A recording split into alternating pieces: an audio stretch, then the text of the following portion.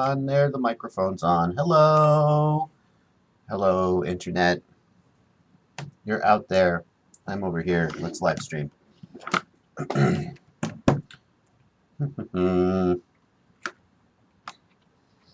you hear me? I know you can. I'm just checking though.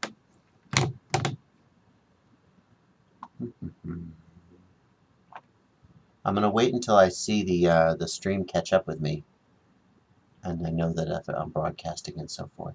Oh, there I am. Hello, everybody. 67 of you are watching now. I should broadcast in the middle of the day more often. I took the day off work today just so I could be here with you. Well, a little bit.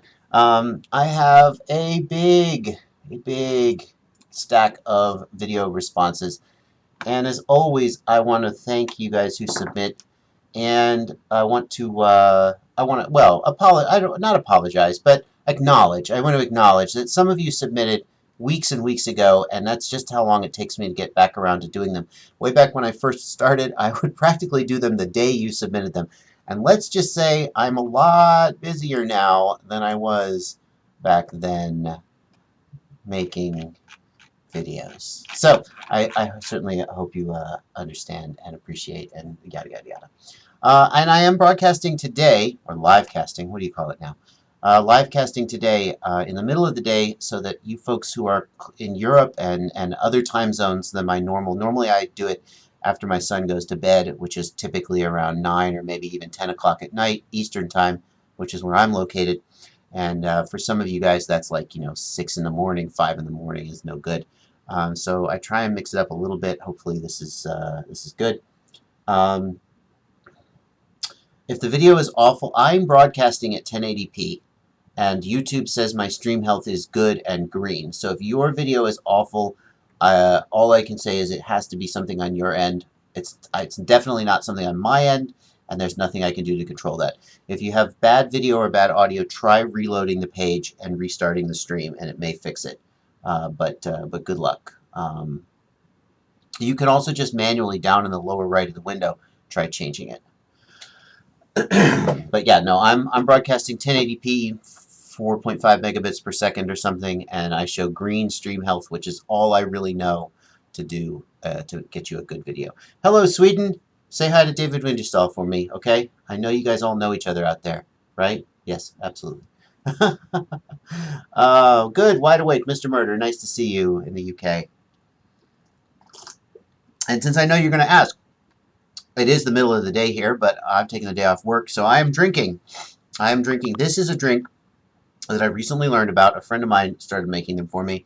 This is a drink with gin, a mint-infused simple syrup, soda water, a little bit of salt. I think that's it. It's very good. I'll just slurp right into the mic there. I'm sure you appreciate that. Yeah, it's very good. A little mint, a little gin. I think the key to a good gin drink is that you have just enough other flavors to accentuate the gin, but not so much that you overwhelm the gin. Unlike, for example, a vodka drink. A vodka drink, you want the drink to be all the flavor, and the vodka is you're just taking a drink and you're throwing alcohol into it, but you don't want the alcohol to get in the way of the drink. That's vodka. Whereas gin, I think, is the exact opposite. They're opposite ends of the drinking spectrum. You want to be drinking gin with a little bit of something else, and this drink is a little bit of mint, a little bit of salt. Very good. I need a straw, though. So I'm going to kill time at the beginning of the video while people come in, just babbling about various and sundry. And I guess since just by coincidence, here's this thing that is up on my screen, I'll take a minute.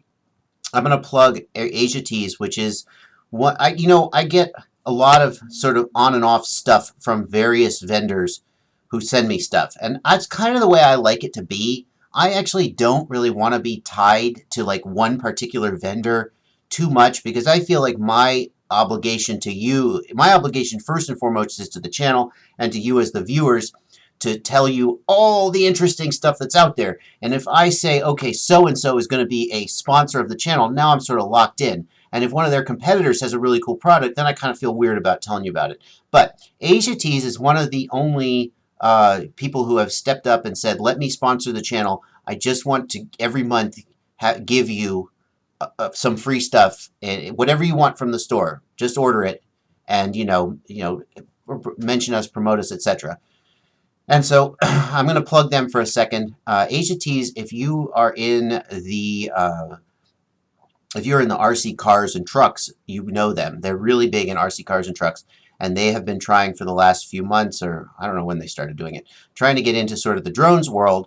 And I would ask that you give them a shot, check them out, see if they've got something you're looking for, got a good price on it. They don't have as big a selection as some of the other bigger vendors, but what it comes down to is, we get along fine. They seem like nice people, and they give me a little bit of free stuff every month, and in exchange, I give them 30 seconds of time on the live stream every so often and plug them. So check them out. They have stuff to sell, and now I've plugged them, and now I feel good about taking free stuff from them. So thank you for that. Turn my mic down a little. I'm clipping. Oh, no, that's no good. Okay, let me turn it down. Thank you for that. It doesn't look like I'm clipping. My levels look super low, but if you say I'm clipping, I'll turn it down. Let me know if that's working for you. How are the new Fatsharks? Okay, so let's talk about other things. These, you know what these are. These are Fatshark Dominator HD2s, also known as my new DVR, my new not crappy DVR. No, way better. Oh, sounds good. Yeah. So this is interesting. I'm getting used to these. They are very nice goggles. I see why people like them. I still am getting used to the wider field of view compared to my Attitudes, which basically means that the screen looks, instead of looking further away, it looks bigger and closer, right? I'm still really getting used to that. With the Attitude V2s, essentially you don't have to move your eyes around very much to see the whole picture. Whereas with the Dominator HD2s, if you want to look at your OSD, you kind of got to glance your eyes down just a little. You get used to it. But it's a little different. It's more immersive, but I'm not actually sure it's better for, like, for example, if you're doing racing or acro stuff, proximity stuff where you really want to see the whole thing. Maybe it's not. I don't know. But they're very good goggles overall. The picture quality is nice. The usability is nice. The fan on top is nice. I've done the mod here. There's a mod where you, hang on. There we go. You kind of can't see this, but there's a mod where you take positive and ground from the side and the back of the DC plug. You open them up and you solder to it, and then you run a balance connector right into your fan. You really just totally can't see this, can you? You run it right into the fan port there. So you're just pulling power right from the 2S battery, so you don't need to plug your balance jack in. Of course, the day I got them, I opened them up and started soldering on them, which is just the kind of thing I would do. They're very nice. I am looking forward. Well, poor man FPV, that is a matter of perspective. For 60 bucks or 100 bucks, you definitely can get something like the Hobby King Quantum goggles. And I know that some people prefer that type of picture. I do not. I do not like the, yeah, I'll get to the lenses. Don't worry. I know that some people do not like the screen goggle style. I don't like that. I don't like having a big old honking thing hanging off of my face. I don't find that it interacts well with my glasses. I've tried them and I don't like them. However, I do agree that for some people, the picture from one of those big LCD screens is better than the goggles. For me, the usability of the goggles is huge. They're small. I toss them in my bag. I put them on my face. I don't have a big heavy thing hanging off of my face, etc., etc., etc. GMAC FPV, we're still modding our expensive goggles because otherwise we would just have off-the-shelf products, and what's the fun in that? Now, about the lenses.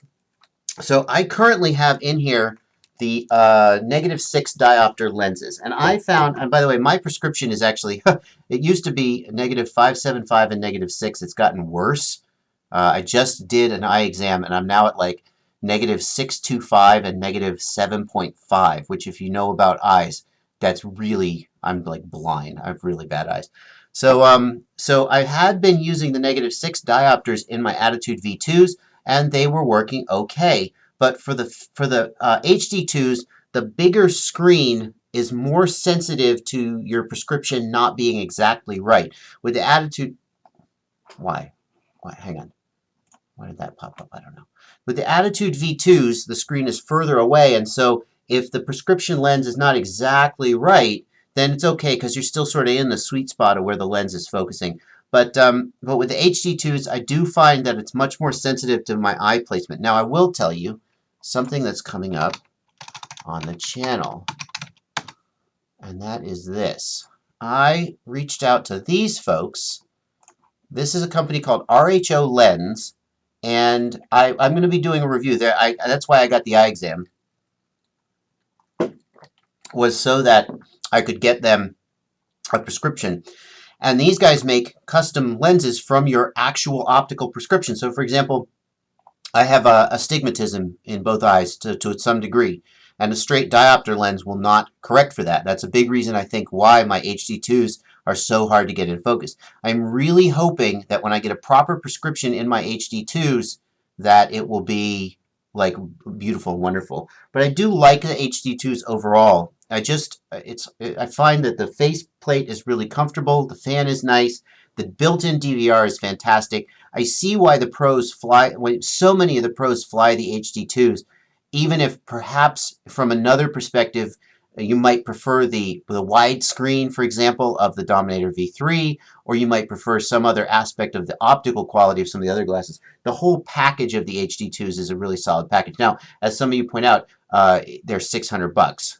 So that's a really expensive ask compared to like $350 for the Dominator V3s or something like that. So that's a tough call, but I splurged and got them. I am going to try LaForge and the Furious True D Diversity. My contact at Furious FPV sort of, I don't think we have a hard commitment yet, but I said, hey, can I have one and can I test it out? And he sort of said yes. So I think that's going to happen. I'll see if I can make that happen. And likewise, hang on, let me kill that real quick. I don't need, why am I still seeing that? Go away. Slack, quit. And likewise, I talked to Bruce from UBAD, and what I'm waiting for from them is for them to release the V2 LaForge. So I'm going to hold off on that until the V2 LaForge comes out so I can test the latest and greatest. Yeah, everybody who flies LaForge really seems to like them. Paul, you mentioned getting an optician to cut your lenses for you. I actually have a friend who's an optician, and I showed her the Fatshark diopters, and I said, can you cut me a lens that just use this as the blank and cut a lens to match this shape? And she said it was too small for her machine to do it. She couldn't cut a lens that small. I don't know if that's universally true or not, but I'm open to trying the Fatshark Diversity Receiver. I know they recalled that, didn't they? So, I mean, I think that, yeah, I don't know about that. Yep, if you have a Dremel tool and a little bit of gumption, you can cut down your own lenses as well.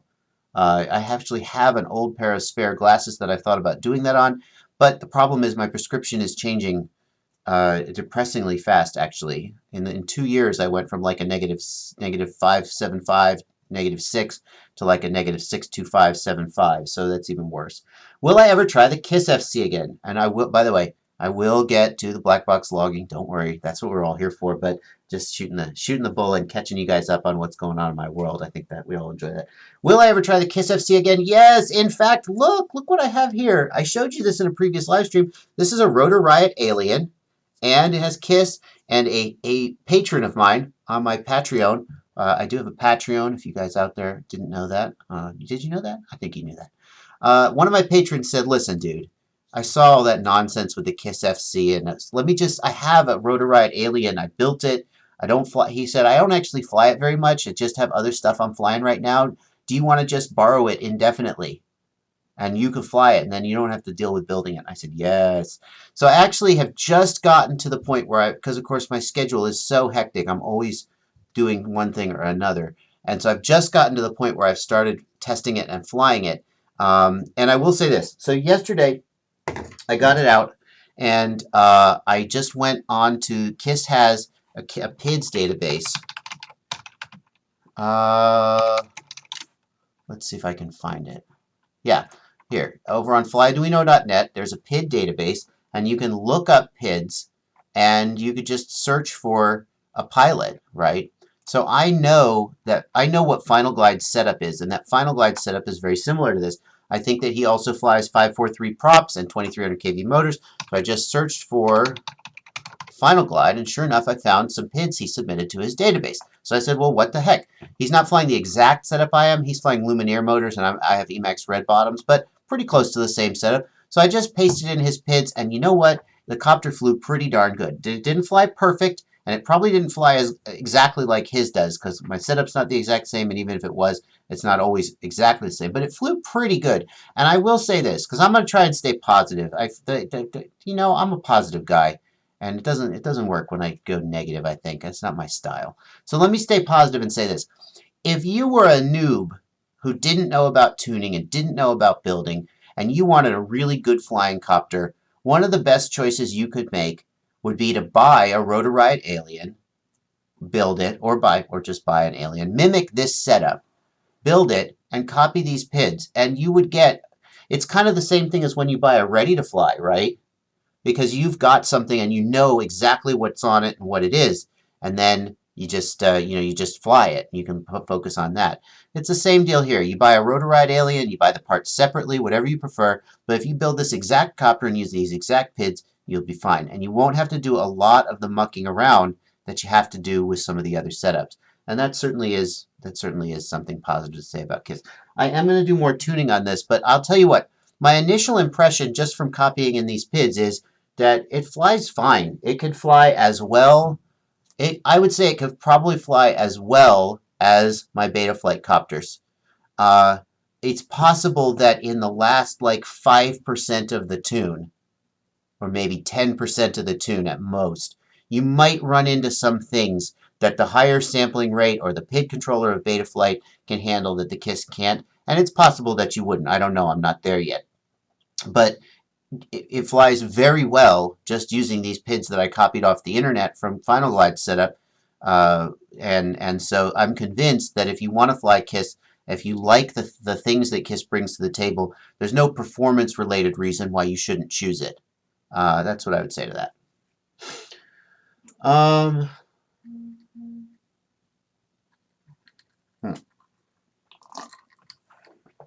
Okay. Let's see. It is, well, yes, no. So a Rotor Riot Alien is certainly an expensive way to go. Even as frames go, the Alien frame is pretty expensive. I think the price of the Alien frame was a lot more justified when it first came out, and it brought many new things to the table. And it's still a very good frame, but certainly there are cheaper options. If you were going to compromise, then then you would want to get something with the exact same geometry.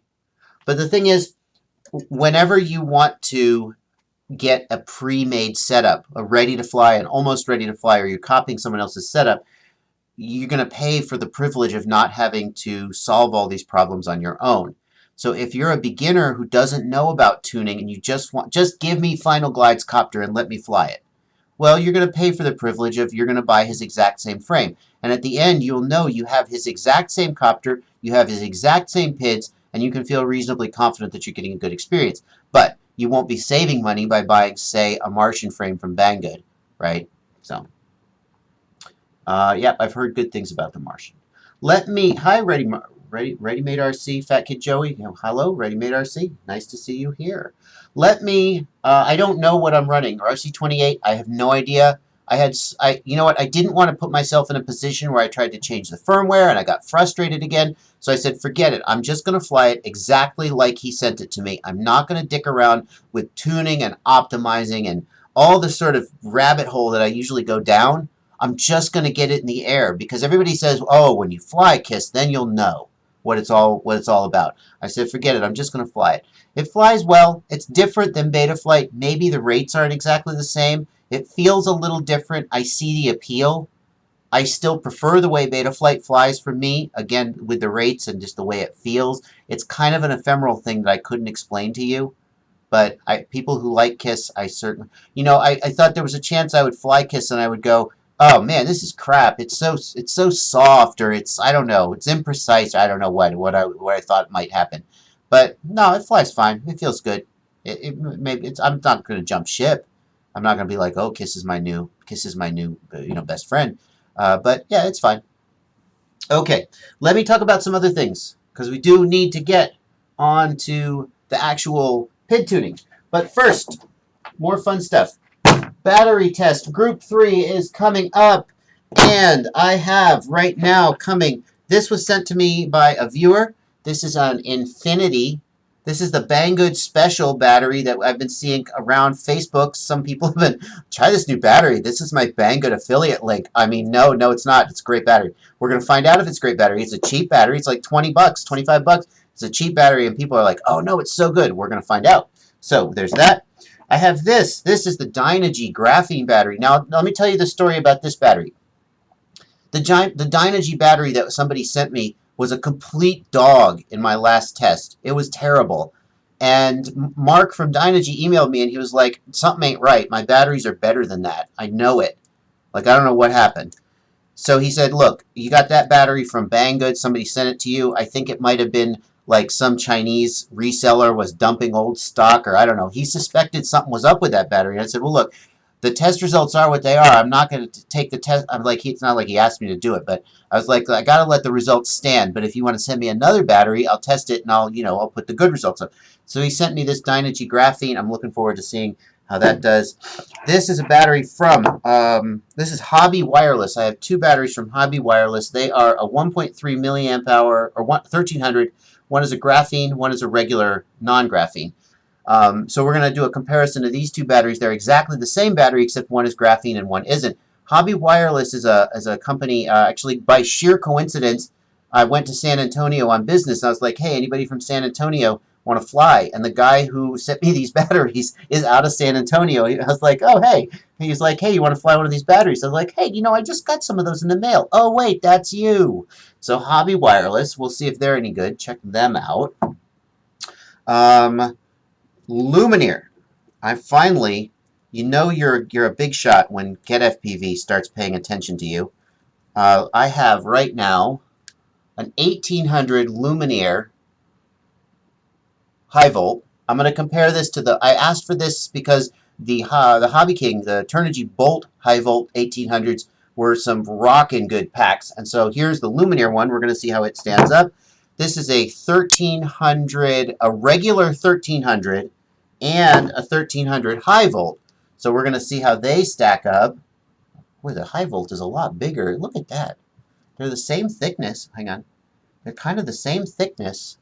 Well, not exactly. The regular one's a little thicker, but man, the high volt is a lot longer. Interesting. So we'll see how they stack up. And then I also have a 1000 because I did this is a 1000 graphene. This is a 1000 graphene. So that's all going to be in my tests. I saw just somewhere in the, sorry, I'm not keeping as close an eye on the chat as I should because I'm just babbling. Fat Kid Joey, if you want to send me one of the packs, I would love to. I actually once reached out to ReadyMadeRC to see if you guys wanted to send me a pack for testing, but I guess I didn't get a hold of the right person. What you should do is you should email me, joshua.bardwell@gmail.com. Let's talk. I need to get. I have another set of batteries. I have one of the new Tattu Graphene, I think. Miguel is going to send me one of those, and that's going to come this coming week, and then I really have to get the tests done. So if you want to get one in for this round of testing, there's still time, but it would need to get here, maybe by the middle of the week. But what day is it? Oh no, it's Wednesday now. I'm sorry, I'm off because I'm taking days off work, so I'm confused about what day of the week it is. Let's say I'm going to do the testing starting on Monday or maybe over the weekend. So if we can get one out, that would be great. I would love to test one of those new ReadyMadeRC packs. I've gotten emails about them, and I would love to test them. What else have I got? Don't worry, we're going to get to the black boxes. I just like showing you guys cool stuff. This is a RunCam Eagle. Yes, RunCam Eagle. This is a 16:9 camera. So when the Dominator HD3s came out, or Dominator V3s came out with the 16:9 lenses, the camera that came with them was basically the only 16:9 standard def camera you could get, and it wasn't spectacular, I don't think. Not a lot of people used it. But this is a RunCam 16:9 camera. Very interesting. Going to be doing some testing on that. Of course, RunCam has a great reputation with making cameras, so probably if you have glasses with a 16:9 screen, this will probably be a decent choice. We're going to find out. Let's see. TBS bulletproof ESCs. Have not seen those, but if they're BLHeli S and they're $17, I already like the sound of it. Also, a 25 amp rating is nice. Let's see. Let me just scroll through here through the chat and see what I missed.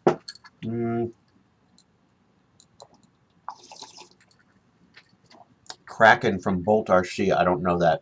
I've never heard of that. Skitzo's going in on Raceflight, huh? I didn't hear about that, GMAC FPV. Great, yeah.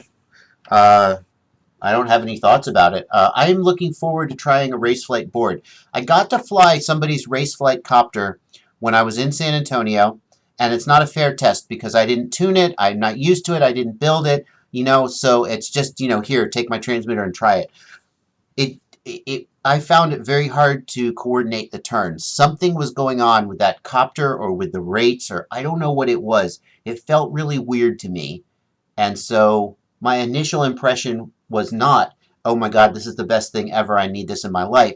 But it's not really a fair test. So one of the guys from San Antonio is going to be sending me a Raceflight board to test. I'm going to definitely prioritize putting it in a build and trying Raceflight because I got to tell you, here's the thing. When people say, oh, you have to try KISS, what are the selling points of KISS? It's simple. Well, there you go. Do I like simple things or do I like complicated things, right? Whereas you go Raceflight, what's the selling point of Raceflight? 32 kilohertz and whoa, no, F4 processors and oh yeah, no. See, between those two things, which one is more likely to like excite me and interest me? So I am curious about Raceflight, but I have not flown it yet, and I'm looking forward to seeing what all the fuss is about. Let's see. Okay. Which site again? Discover RC. Discover RC. You said, sorry, Josh, that site again. Ask me what site you wanted me to tell you about, and I will, but I missed that. What do I think about the new Raystar motors? I have no opinion about them. I don't know about them. The Raystar ESCs are decent, so I have a positive impression of the brand. If you want to know about motors and ESCs, the best thing to do is to go to miniquadtestbench.com, which is Quad McFly, also known as Ryan Harrell's site. He is the man when it comes to testing motors and ESCs. And I just don't even bother having an opinion because my opinion is like, yeah, it seems like a good motor. And his opinion is like, well, it made 72 grams of thrust when the 47 millisecond response time. I'm doing a silly nerd voice, but I'm not really making fun of him. I mean that in a complimentary way. He like knows his stuff. So if you want to know about motors, go ask him if he. And frankly, whenever a vendor vendors say, hey, can I send you these ESCs? And I need ESCs to build copters. So I say, sure, send them to me. But all I can really promise to do is mention that they're on the build. As far as test results go, the first thing I do is I just go ask him. And I say, what's your opinion of this ESC? And then whatever he says, I just believe him. So you got questions about motors and ESCs, that's who you should go to. Would I do a PID tuning session with KISS from scratch? Yes, in fact, I am going to do that. So I am going, because I know you guys want it, and so I'm going to do it.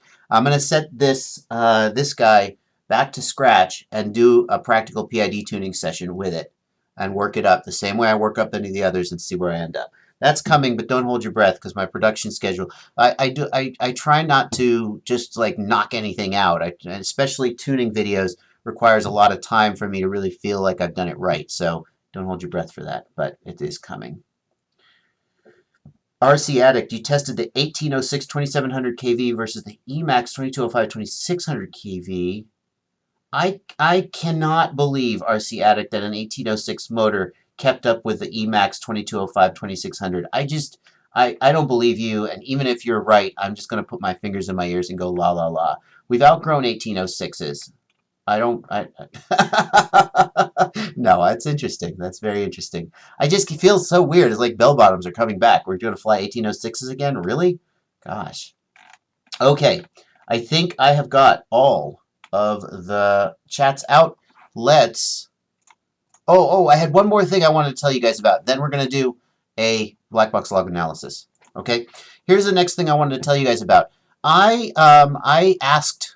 One of the real privileges of having a YouTube channel like this, and there are many, one of the privileges is that if I see something cool and it's like 40 or 50 bucks, and I go, I would love to give that a try, but I just don't want to spend money on it. A lot of times I can just ask, and I point them to my YouTube channel, and the vendor says, sure, yeah. So I saw this simulator, and I was very intrigued and curious about it, and I've been playing with it a little bit. I want to tell you about it because I think it's really cool. This is a drone racing simulator, right? So fine. And I'll get the elephant out of the room and say the physics are acceptable, right? I have yet to fly a simulator that I thought was like perfect, but they're good enough that it's good enough. So set that aside. What these guys do is, for real world drone racing events, they work with the organizers to create a 3D model mock-up of the course that the guys are going to be flying. So these are all events in the past, but before the event actually happens, you can download the 3D model of the course and you can practice. So if you're actually going to be flying a real event, it might be you might use this to start to get familiar with the course. But also, they keep leaderboards, right? So you can submit, I don't know, here's the leaderboard. You can submit your times to them, or you can check your times against real pilots who are going to be flying this course in real life, and you can see where you come on the leaderboard. And what's really interesting about this is, like, I don't know, like Night Fury flew this exact drone with this exact physics model, and Night Fury put in 37.8 seconds. So if you beat that, you could legitimately say you beat Night Fury in a race, sort of. I think that's so cool. And I think, I'm still learning about this, but I think they actually do prizes as well for the top pilots. So that's pretty cool. That's something I haven't seen anybody else do, is a simulator. You can race real-world tracks and upcoming events. They'll build a model for you, and you can practice or you can play around with it. So that's pretty cool. Let's see what else we've got. FPV Fest in Ohio. When is that? Ohio's not too far from me. When is that? Again, Fat Kid Joey, email me. Let's talk offline. I can't keep up with this stuff if it's in Messenger or in chat. Email me. Let's talk offline.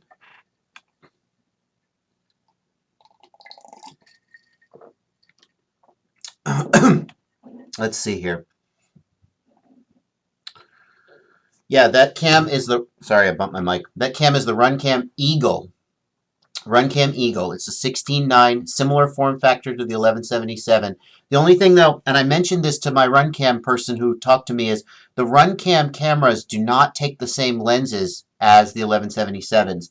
So if you're going to put a GoPro lens on your 1177, you cannot do that on a RunCam Swift. It bottoms out. You can't screw the length, the focal length is different or something, and the lenses will not screw all the way in, and then you're still not in focus and you can't go any further. So I said one of the biggest reasons I don't like RunCam, there's many things I do like about them, but one of the things I don't like is that you can't buy these standard security camera lenses, whatever the name of them is, whatever the style is, because they just don't work. You have to buy the lens from RunCam, and I hate that. Because, for example, does RunCam have a 2.5 millimeter lens? I don't think so. Anyway. Okay. Let's go ahead. What's the name of the sim? Haha, yeah, right. I'm plugging it. I'm not going to tell you the name. It's dronesimulation.co.uk is the URL. And it is simulator. Here we go. FPV Event, they call it. FPV Event Drone Simulation. So, there you go. You buy it, and then you can get these tracks. And they keep releasing more tracks, right? So the tracks they've got, you've seen pilots flying these tracks on YouTube. I know you can fly them. Isn't that cool? That's pretty cool. Yeah, where did you get the 2.5? Because I tried my GoPro that fit in my 1177 perfectly, and it never focused. It just screwed all the way in until I ran out of threads, and then it wasn't in focus. And I was like, well, I don't know what to do now. I've heard people tell me that they hit the sensor. They screw in the lens and they hit the sensor. And so I just assumed that it doesn't work. And I tried it on a Swift. Anyway. Okay. Let's do some log analysis. I think I have done all the shooting the shit that I can do. This is a submission from a guy. I actually have been talking to you on Messenger. I missed this one in my last live stream. And, and then it took me forever to get back around to do it. So... Roman, you need to submit to the Blackbox Log video responses thread on RC groups. That's where I keep my queue. Just post there. Read the first post so you know what to submit. And it's called Blackbox Log Video Responses. And if you Google search for that, Blackbox Log Video Responses and RC groups, you should find it. That's where you submit. That's where I keep my queue. If you don't have Blackbox, well, I mean, this thread is for Blackbox Log. I'm happy to take a look and give you suggestions, but it's a lot harder to make suggestions without Blackbox unless you just have something radically wrong. Okay. So let's go ahead and download these. And I believe the first of these is an FPV flight, the second is a line of sight flight. So I'm going to do the FPV flight, which is going to be the first video. And we'll go ahead and download that. And no, thank you. Oh, come on. And then we'll go ahead and download the Blackbox log as well.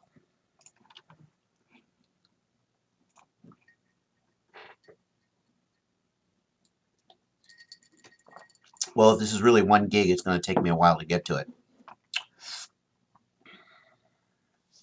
Yeah, what I find is that the threads fit, the threads screw in, but the actual focal length is wrong and it never focuses. That's what I found. I only tested two lenses. I tested my 2.1 millimeter. It's a 2.1 millimeter that I ordered from Surveil Zone for the 1177, and it didn't work. And I tried the GoPro lens, which works on the 1177. It didn't work in the Swift. So I concluded that the 1177 lenses just don't fit the Swift. And I then extrapolated that that might be the same for all of the RunCams. I just don't know. I would say this. If you buy a RunCam, don't assume that you will be able to stick your average non-RunCam 1177 lens in it. It might not work.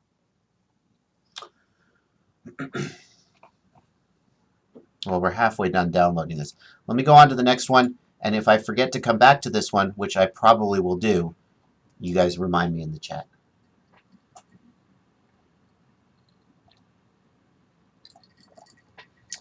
The Dream, the first thing I would say about that, jittering at low throttle, the first thing I would think of is yaw gyro glitches, twitches in the yaw gyro, and making the motors glitch.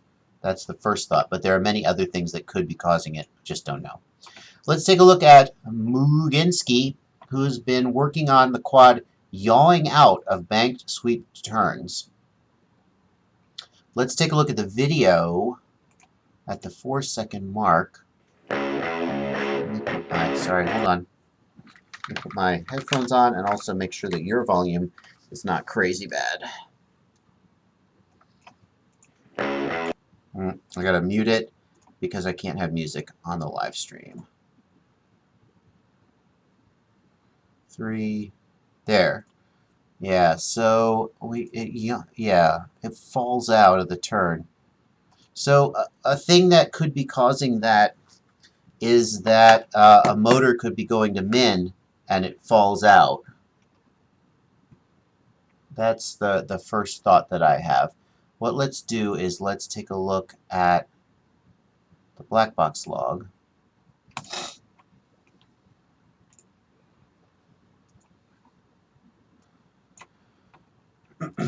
And I'm going to be using the amazing Betaflight Blackbox Explorer, and I'm very happy to be able to say that you can just get this from the Chrome store now instead of having to download it from GitHub.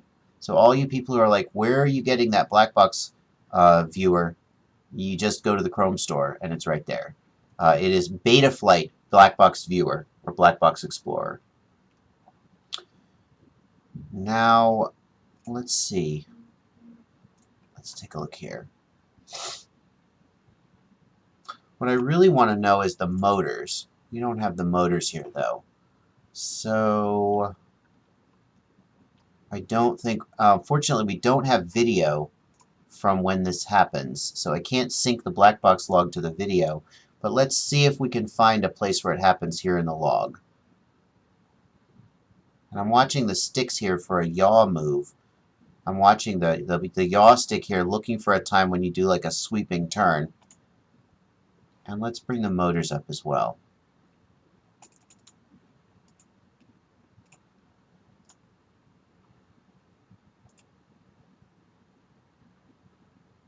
Yeah.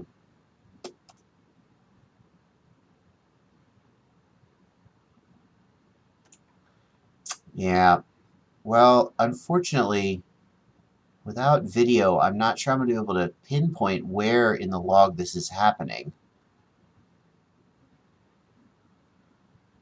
And another thing is that the stick overlay here shows RC command, and RC command is after expo is applied. So the stick actually may be moving more than this. It's hard to tell what your actual rates are when you're doing a larger move. So I'm just going to watch the motors, and I'm going to look for a place where you're yawing. And what do we got here? That's a roll. That's not a yaw move. Yeah. What's your min throttle?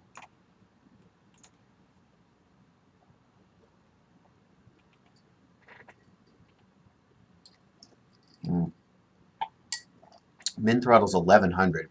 That's certainly high enough. My first thought was that if your min throttle is too low, then when you're doing a yaw move, one of the motors bottoms out and stops spinning, and the copter then sort of, it would fall into it. It would have to be an outside motor. Yeah, so when you're yawing, the two diagonal motors spin up and the two diagonal motors spin down. And you fell back and outside, so it would have to be the back left motor for a right turn went to 0. Is that consistent? That motor is spinning this way, so it's making thrust that way. That's correct. So when you're yawing to the right, the back left motor is spinning down to create the torque that you need to yaw to the right. If that motor spins down and stops, the copter will fall to the outside. With a min throttle of 1100, I doubt that the motor would stop. But if your ESC is not calibrated correctly, what's your min command? It doesn't seem to show here. If your ESC is not calibrated 100% correctly, maybe your motor stopped there. Let's see. Eye gain is a bit low. I wouldn't consider 35 on eye gain to be low. A lot of pilots fly with it in the 20s or mid-30s and find that to be acceptable. The falling to the outside, though, doesn't make me think of eye gain. I don't know. The way it falls to the outside like that, let's take another look. It really feels like a mechanical as you watch. So he's in the turn and boom! See, the back left motor didn't do the right thing there. You can really see the copter stops yawing and it falls back and to the left. It's the back left motor that's having a problem.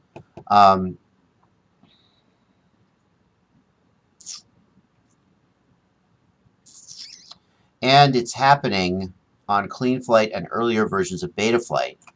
So it really feels like perhaps the prop is slipping or the motor's not turning. Here's what I would suggest. First of all, I would ask, does it do it to the left and to the right, or only to one side? If it does it only to one side, swap the back motors with each other and see if it switches sides. You see where I'm going?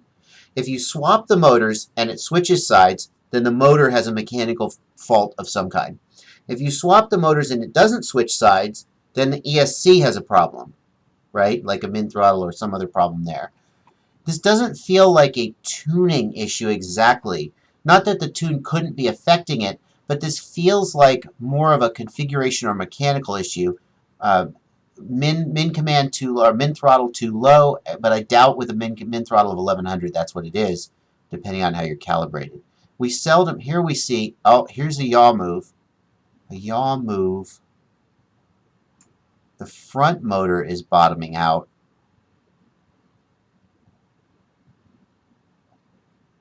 The back motor never bottoms out. And without video to sync up to this log, I'm not sure that we can do it. If this log is from the flight on YouTube, then we should see a right yaw turn at about 4 seconds. But I don't think we see that. No, see, this video doesn't match up with what we've got on YouTube, because here we're not seeing the yaw turn. We're doing a left turn here. So without video, it's hard to tell when you're actually bottoming out. So that's what I got to say. Is what I want to know is I want to see black box of the motors tab. And this, by the way, folks, is why you should not. I mean, send me a screen grab if you think it's useful, right? But the screen grab by itself, I want this black box log with the exact timestamp, 4.246. Where is this? I don't think you sent me this. If we look at 4.246, yeah, see, we're not in a right sweeping yaw turn. So you gave me a screenshot of one black box log, and then you gave me, as near as I can tell, you gave me a different black box log, but I want this one. So that's what I would say is you need to be looking, maybe make sure your ESCs are calibrated correctly, your min throttle is adjusted correctly, and then look for something mechanical like a motor stuttering or a prop slipping, and you can easily do that, if no other reason, just by swapping sides. If it does it on both sides, then it's more likely to be some configuration like min throttle. If a single ESC was miscalibrated, then you wouldn't see it on both sides. Okay. How can you tell if your yaw P gain is... So that's it for you, Mugenski. I hope that was helpful. I'm sorry I couldn't do more, but without being able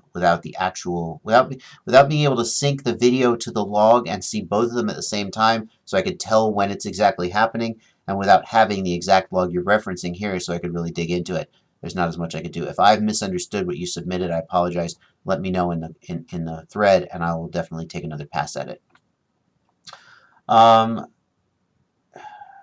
Do you see the back left motor topping out a lot?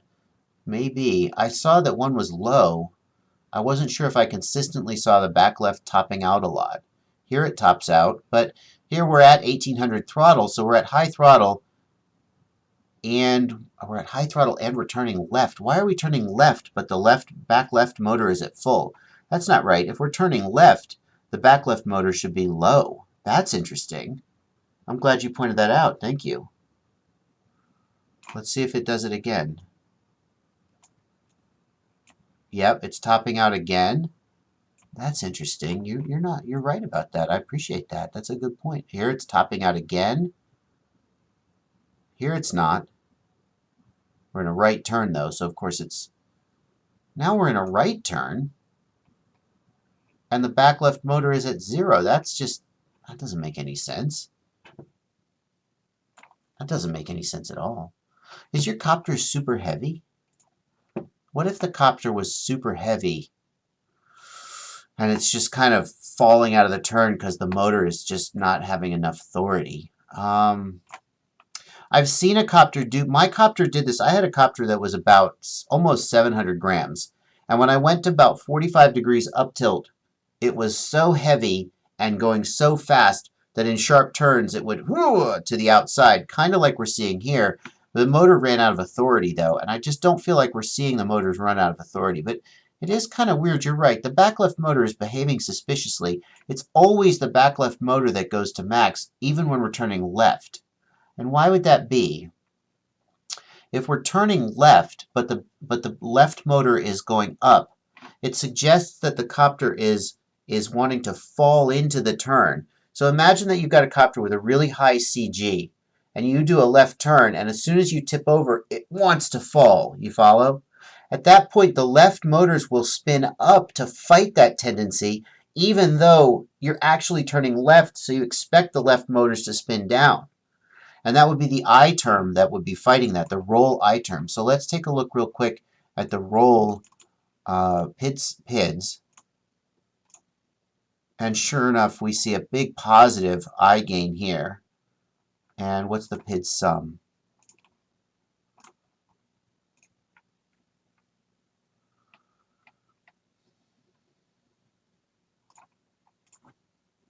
Yeah, the PID sum is positive. So yeah, in fact, that's why that motor is spinning up. The motor is spinning up because the copter is having a tendency to fall into the turn, and therefore the motor has to spin up to fight that tendency rather than spin down as you would expect. It makes me wonder if this copter is super top heavy. That's a thought that I have. Prop upside down. That's interesting. That's interesting. That's possible. Wait, would upside down? Yeah, that's possible. Maybe. Maybe it's just not making a lot of thrust. That's a good suggestion. You guys are great. You guys are good at this. Oh, come on, Straight Mac 998. No, no, stop. No shameless promotion here. No, no. If the motor rotation was wrong, your copter wouldn't fly. If one motor's rotation is wrong, the copter won't fly. If they're all wrong, something else happens. But yeah, Straight Mac 998. None of that. I'm gonna put you in timeout. You're in time. I don't know what that is, but you're in timeout for 300 seconds. Please don't plug your own channels here. At least if you have something you want to plug, please ask me. I'm happy to plug something, but just showing up and randomly plugging your YouTube radio channel, that's just rude. Come on. Yeah, that's really good. And this idea of looking at the eye gain is I think this is a really interesting thing. People say, oh, I'm flying forward and my eye term is positive or negative. Is that wrong? No, the whole point of the eye term is that if there is some persistent bias, like the copter's CG or like an aerodynamic effect that's causing the copter to want to pull one direction, the eye term raises and counteracts it, and that's its whole job. It's like, have you ever driven your car on a road and the road was slightly slanted and the car kept wanting to pull to one side? And so you find yourself driving down the road with the wheel cocked to the left, but you're driving straight. And you might say, well, you need to straighten out that wheel. That's not right. You're driving straight. The wheel should be straight. Say, no, that's not the way it is. And that's what it means when you see the I term non-zero. It's telling you that there is a persistent force that is pushing the copter in the other direction. So if you see a copter and it's flying forward and the I term is positive, meaning it's pitch back moment, or negative, meaning it's pitch forward, it means the copter is tending to move the other direction and the I term is counteracting it, which is the correct thing to do. Prop upside down. No, prop. I always get this backwards and I have to just look. Prop upside down makes less thrust but still pushes the right direction. Wrong prop makes opposite thrust. Let's look. Here's the leading edge. If we flip the prop over, the leading edge is still up. It's the same leading edge. The thrust is still the same direction, but the airfoil shape is backwards. So here we've got an airfoil intended for airflow to come across the prop this direction. If we flip it over, the leading edge is still high, but the air is coming across the prop the opposite direction. And so we basically have a very, very inefficient pushing surface with no Bernoulli effect and other airfoil effects. Whereas if you put the opposite prop on, then the motor pushes the wrong direction. Okay, let's put this one to bed. Thank you for the additional suggestions. They were very good suggestions. How do you tune yaw P gain? I tune yaw P gain almost exclusively by feel. And again, P term is one of the easiest things for you guys to test and answer these questions for yourself. Every pilot who is interested in tuning should take a copter and they should pick an axis and they should raise the P gain up and down and feel how the flight characteristics of the copter change so you can get an intuitive sense of how the P term affects the tune. You know, D gain is a little dangerous to do that with because if you raise the D gain too high, you'll smoke a motor and you'll blow $20. But P gain is very safe to experiment with. The worst thing that happens is the copter goes and then you have to disarm real quick and drop it. So be ready to do that. But you're not going to really smoke anything with P gain. So feel free to experiment. Lower it way down and feel how soft a copter feels with low P gain. And here's what I would suggest. Find yourself a relatively tight course. Like don't be crazy. Don't give yourself tiny air gates that you're going to miss, but find yourself a relatively tight course where you need a fair amount of precision to be able to hit the gaps around the trees, maybe pylon turns, maybe some generous air gates, and then take your P gain and set your P gain to like 2, okay? Something really low. And feel how sloshy and loose the copter feels, and go try to fly the course. And watch how when you turn into the turns or when you try and adjust to hit an air gate, The copter just doesn't, it feels really disconnected and it's not doing what you're telling it to do. And then as you raise the P gain, feel how the copter's response feels and gets better and better. One of the most pernicious tuning things I've ever experienced is slightly low P gain. Like you've got oscillations you're trying to get rid of, and so you start dropping the P gain. Oh, just drop it a little, it'll be fine. And you drop it a little more, and you drop it a little more, and now the oscillations have gone away, but you feel, what happens is I'm like, why am I flying so bad today? Oh man, I'm really off my game today. But no, it's not me, it's the copter's tune. Slightly low P gain just makes you feel like a bad pilot who never hits his gaps. And then as you raise P gain, the copter gets sharper and has more oscillations. You can experiment with this though. So for yaw especially, I find that when yaw P gain is too low, the copter feels like, if you think about a car and you're driving on like ice, and so as you turn the wheel to turn in and hit a turn, right? To hit an apex of a turn or whatever, instead of sort of turning in and tracking precisely, the copter kind of feels like it wants to slide to the outside, and that's low yaw P gain. And I'm like, no, push into the turn. And I'm having to like nose into the turn hard and pitch forward and jam the throttle to try and get it to go into the turn. Whereas when yaw P gain is high enough and correct, as you turn into it, the copter just whoop tracks nicely. Okay, high yaw P gain does not usually result in oscillations because the yaw motors just don't have enough authority on the yaw axis to create strong oscillations. And frankly, even today on pitch and roll with the newer Betaflights and I assume Raceflight, the copter is so good at managing the P term that even when P gain on pitch and roll is excessive, you still don't actually get uncontrollable oscillations like you used to. What you'll get is that the oscillations, the prop wash oscillations will get worse. But you can get P gains fairly high and still have a reasonably flyable copter. So it's more a matter of feel and how much oscillation you're willing to accept.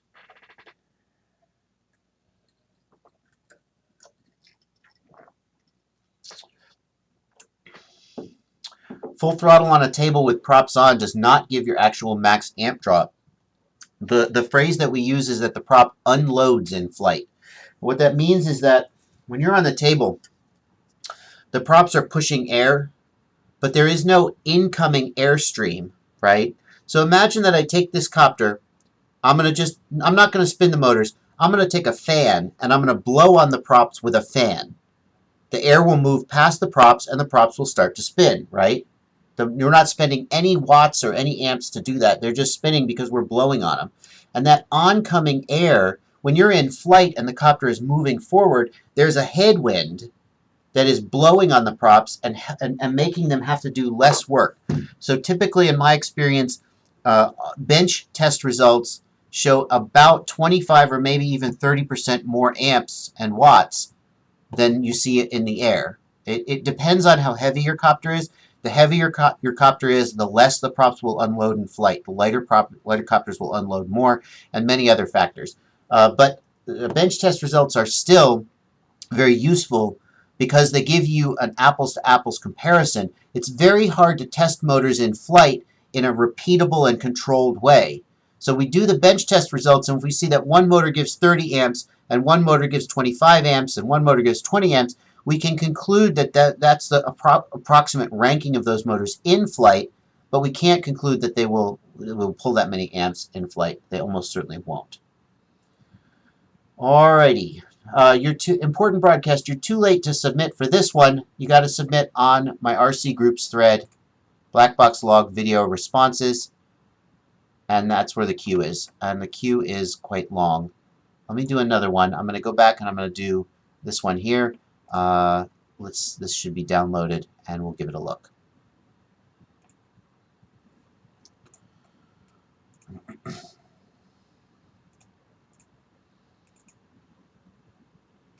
On the table, it shows more amps. You will always see more amps on the table than you do in flight, because the air moving past the prop in flight means that it has to do less work. It's got a headwind, if you will, so it has to push less. You would think a headwind makes it work more, but it's the opposite. Think about a fan blowing on the prop with the motor just idling. The fan will make the prop move on its own, and that's what the headwind is.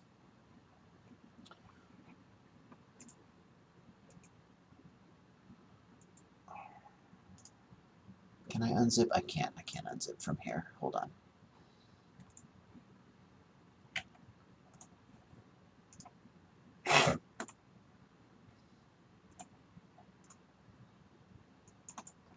And thank you very much for giving me the log sync as well. It's 228.4.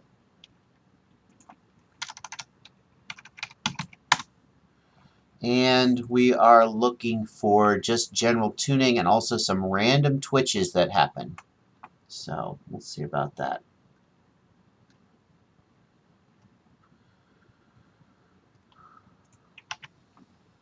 Let's start with the gyros, like we do.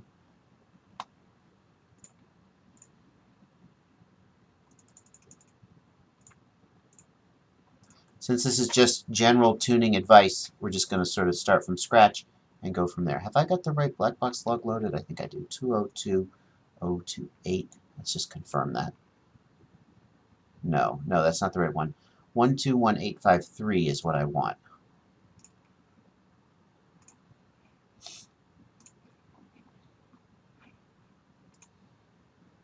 That's the one I want. There we go. 228.4, and let's just find the flight. Well, it's probably 603. Let's try that. Let's see if it seems to sync up. I'll get my headphones on as well.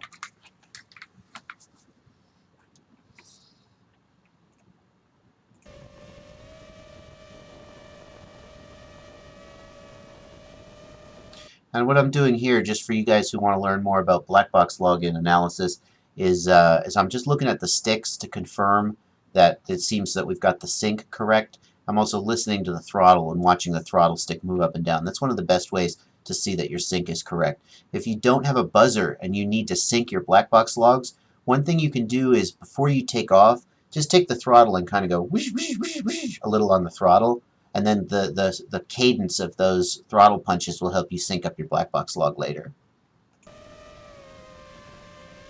And it does seem to be correct. Yep, it seems to be correct. That's interesting. I wonder what that is. Getting glitches in. What's going on here? Flight mode change, angle on, angle off. And you see as soon as he turns angle mode on, the motors like glitch. Do you see that the motors, like, look over here at the motors. They totally glitch out. And also the stick goes full right. Well, that just didn't happen. So my first thought was that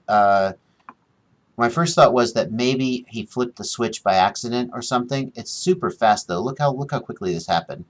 12.96 to 12.97. So 10 milliseconds. That a human didn't do that. Humans don't do things in 10 milliseconds. Even if you were to like click a mouse as fast as you could, it would probably be on the order of 25 or 30 milliseconds. Those of you who are super gamers are like, no, I can do it faster. Good for you. You must have been really good at track and field back in the day. I'm dating myself. Remember track and field? You had to, oh, sorry, you had to hit the buttons like that really fast. The arcade game.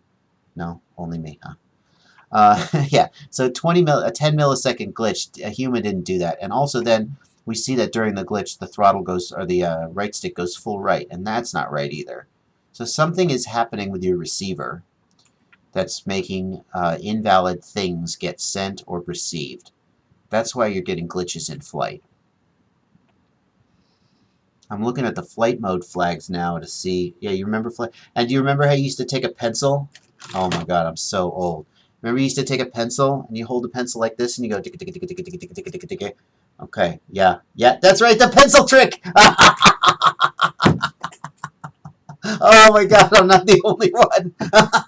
That's fantastic. Oh my God. Okay, back to topic. Yeah, so I'm looking right now at the flight mode flags, and I'm trying to see if you went into failsafe. And I know you didn't go into failsafe because you don't go. You might go into angle mode on failsafe, but you don't go full right stick. That's not right. So something is weird with your incoming signal. Let's look at the header, and what I want to know is Yeah, so you're using serial receiver. If it was a PWM receiver, I would speculate, or a CPPM receiver, I would speculate that perhaps there was some kind of a glitch in the signal that caused the channel values to be read incorrectly.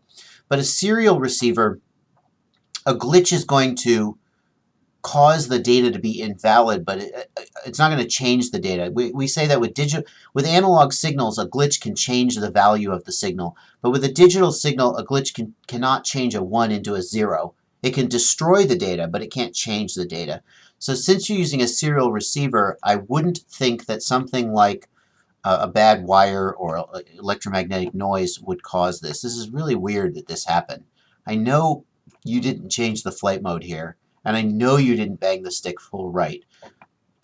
We don't see that you're going into failsafe, and your channels are valid, and your signal is received.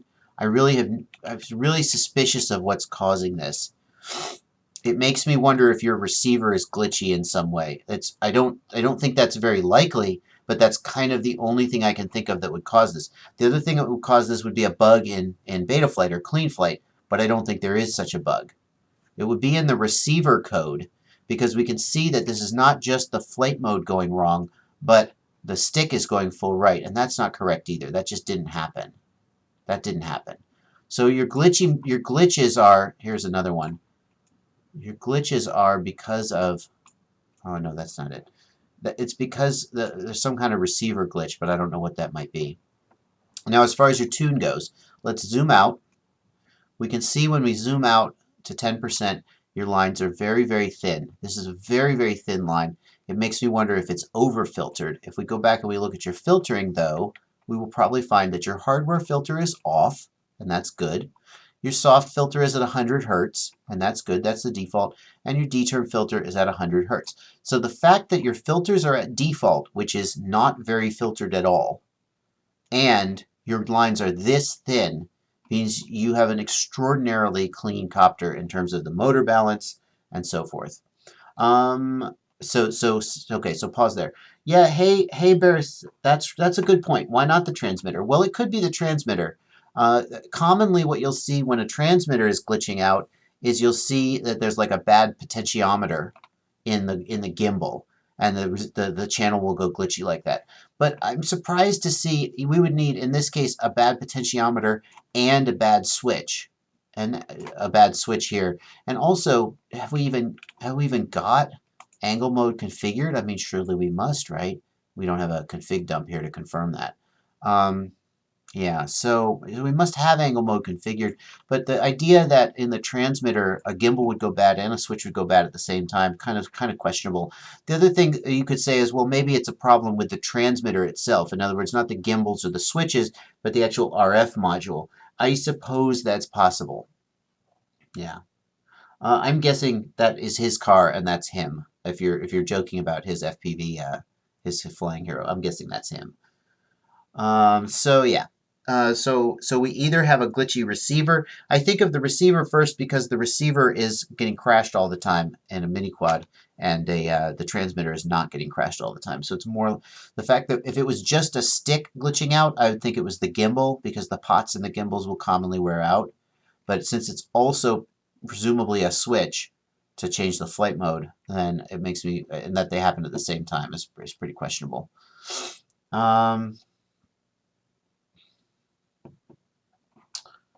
Let's RC Addict, let's keep politics out of the live stream for now. Nothing wrong with your comment, but I'm just afraid of what the next 5 comments will be if we start talking about politics. So let's skip that. What if he set angle mode where you go full right stick? Maybe. Yeah, Johnny, you're not wrong. What if he, you would need, but you can only set angle mode to trigger based on an aux channel. So he would need in his transmitter to have set up an aux channel to mirror the right stick. And if he did that, then going full right stick would cause angle mode to come on and off. And then a glitchy gimbal could potentially cause angle mode to go on and off. That is a plausible hypothesis. Yes, the stream will be archived to my YouTube channel. It usually takes me a couple days to get it up because I have to do a lot of post editing on it. All right, so then let's finish talking about this tune. The gyros are super clean. The filtering is great. I mean, I'm a little suspicious of how clean this is. Normally when I see gyros this clean, it's because you're doing too much filtering and you could improve your performance by reducing the filtering. But the thing is, by the time you've got your low pass at 100 hertz, it's no point in going any higher than that. You're not going to gain very much latency at all. Your latency is already so low, there's not really any benefit. So let's then take a look at your PIDs and see what we can come up with. Nope, nope, yes. By the way, you guys, I know that this Blackbox viewer has presets that I could be using to set up these things, but I don't want to just be skipping between the presets. I think it would go so fast that people watching the live stream kind of would have trouble keeping up with what I'm looking at.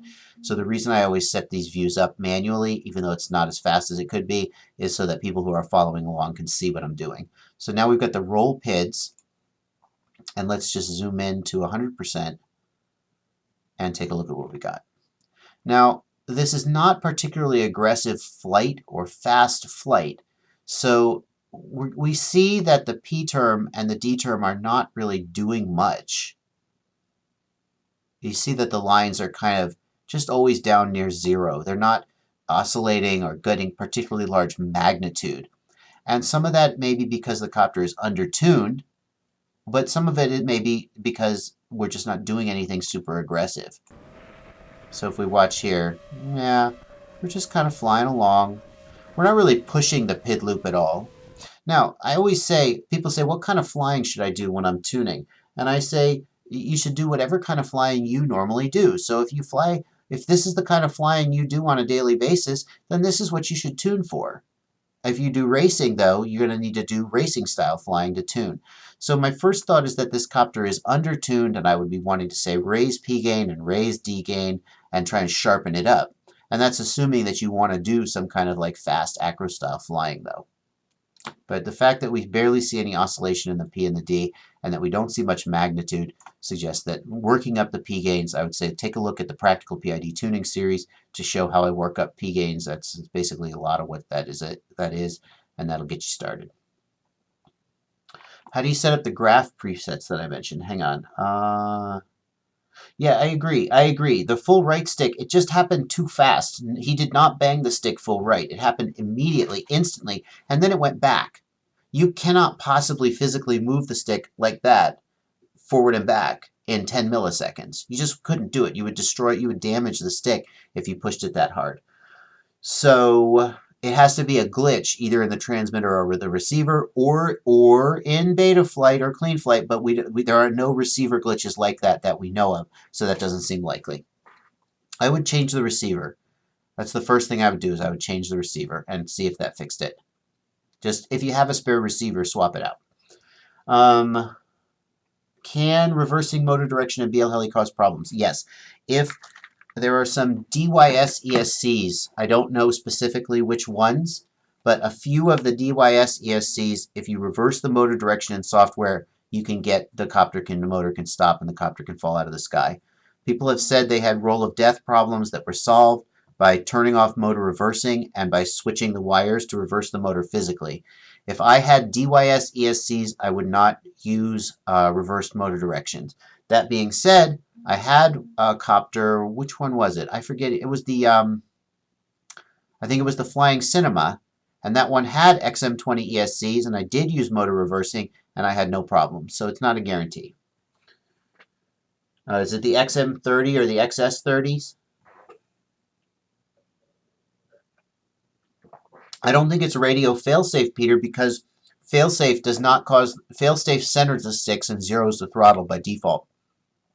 There is no way in CleanFlight or Betaflight to cause failsafe to make the right stick go full right. That's not a safe. It can either hold value or it can center the stick. Those are the only two options.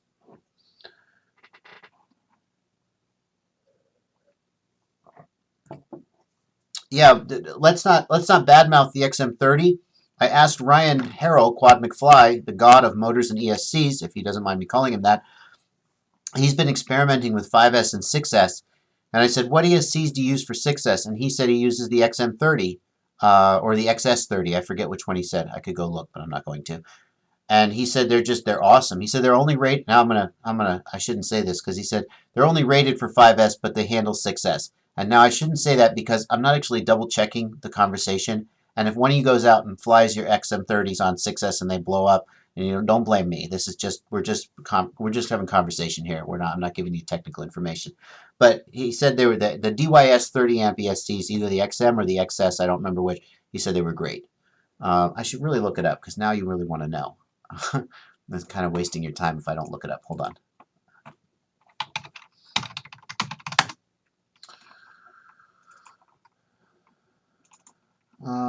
Let's see. I'm looking it up off screen so you don't see my whole conversation history with everybody in the world. It is the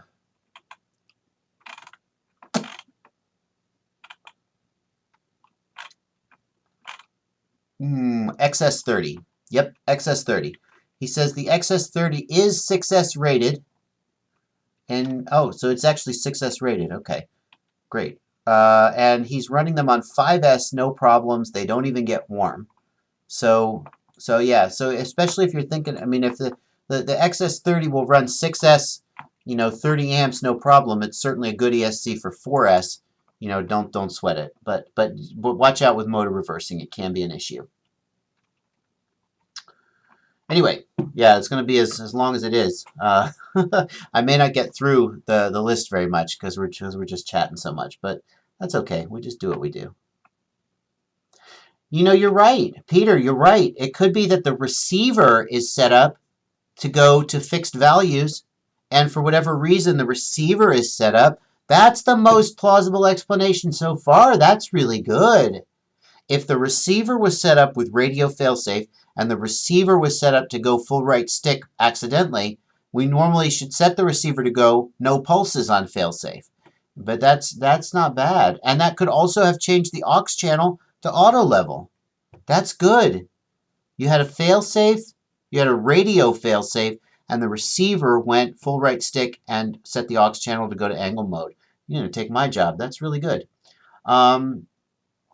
That's the most plausible explanation so far. So I would check the receiver is set to go no pulses on failsafe, and if you can't do no pulses for some reason, then it should be low throttle center sticks, and in my opinion, disarm, but some people like to go auto level.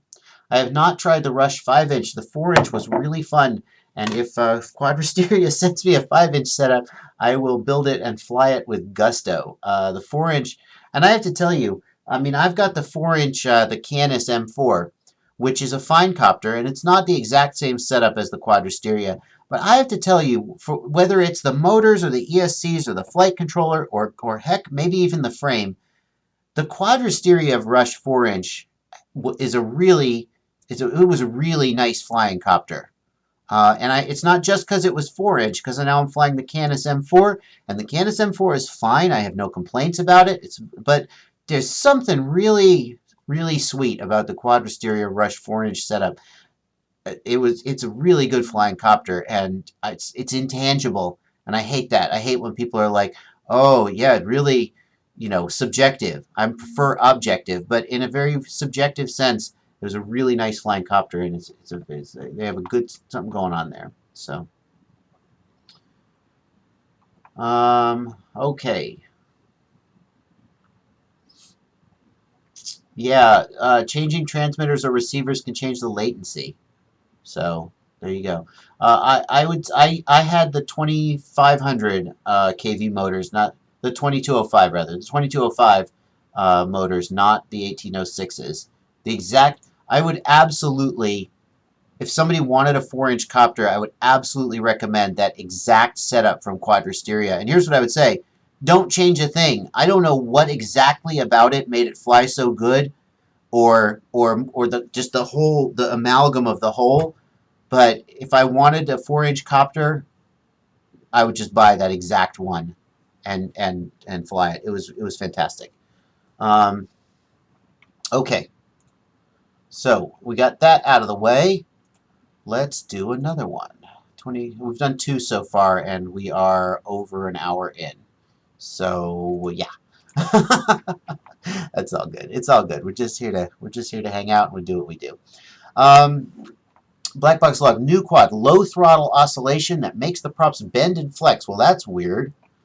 How do the props bend and flex at low throttle? They must be falling apart at high throttle. Look at the Blackbox logs, and we're going to look at when the throttle is low and see what's happening. It would be really, really helpful if you had given me a timestamp in the logs to look at that would help me find exactly when it's happening, but that's okay. Let's take a look at this log. No, no, that's not what my stream is for.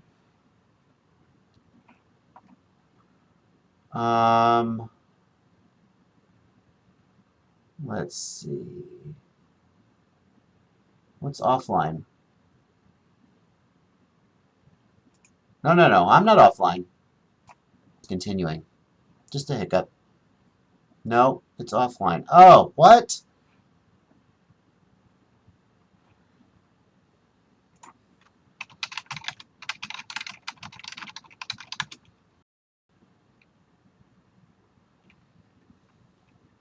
Let's wait a second. I don't know what's happening to my stream. I'm not showing any dropped frames. Yeah, no, I know. I know it's glitching. I'm not showing any dropped frames. I have no idea what's happening. Maybe somebody's using my internet.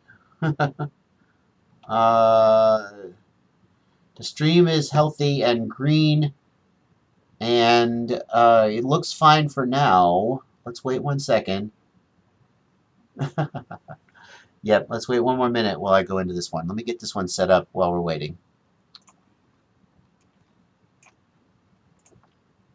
Yeah, I don't know what happened there. It's because I put that one user in timeout. He DDoS. It's like Mr. Robot. He's DDoSing my IP. I don't know.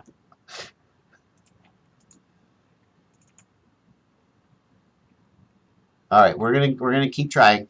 We're gonna keep trying. So what I'm going to do here is I'm going to look for low throttle scenarios and look for oscillations. I guess we're going to see it either in the gyros or the motors, right? He says he's got low throttle oscillations. So if that's the case, then we should see it in the motors or the gyros. And let's see what we see. We're flying. Air mode is on. Yay, air mode. He says he sees it when he like flips upside down. So let's find like a punch out followed by some kind of low throttle something. Here's a punch out and the throttle drops. And sure enough, the motors go bonkers. Look at that. We found it. Amazing. We actually found the thing we were looking for. So here the throttle goes up and a fall is happening. The throttle is at 0. Where motors are at 1026. Throttle is still at 0, and the motors are really shuddering. So let's think this one through. You're falling, and we're getting this oscillation happening. We know that this has to be some kind of a prop wash scenario, because the throttle is at 0, and the motors are at idle. And the only thing that causes kind of oscillation like this, I mean, if you saw that the throttle was high and he just did a sharp right turn, we'd say, okay, he's doing some kind of pylon-style turn and we're getting prop wash oscillation. But here, we know you're falling because gravity, right? We're not in outer space. Gravity exists. So if your throttle is 0, you're falling. And if you're falling and you're getting oscillation, then it must be prop wash. What's happening is that as the copter falls, the props and the motors are falling into their own prop wash, and the air is really destabilized. And you notice that the gyros look great, right? The gyro, we don't see any oscillation on the gyro. So the motors are responding to the aerodynamic situation by spinning up and down. And so things are working. But why are we getting these crazy oscillations, which we definitely are getting? This pitch is at minus 50%. Where do you see that? Pitch is, well, that's interesting. You're right. What the heck is going on there? Why? Oh, this is a tough one today. We're getting some weird ones. The pitch is all the way back, but the pitch gyro, yeah, no, that's right. The pitch is all the way back, and the pitch gyro is happening. So he's falling, and he's doing a backflip. That's just that has to be it, right?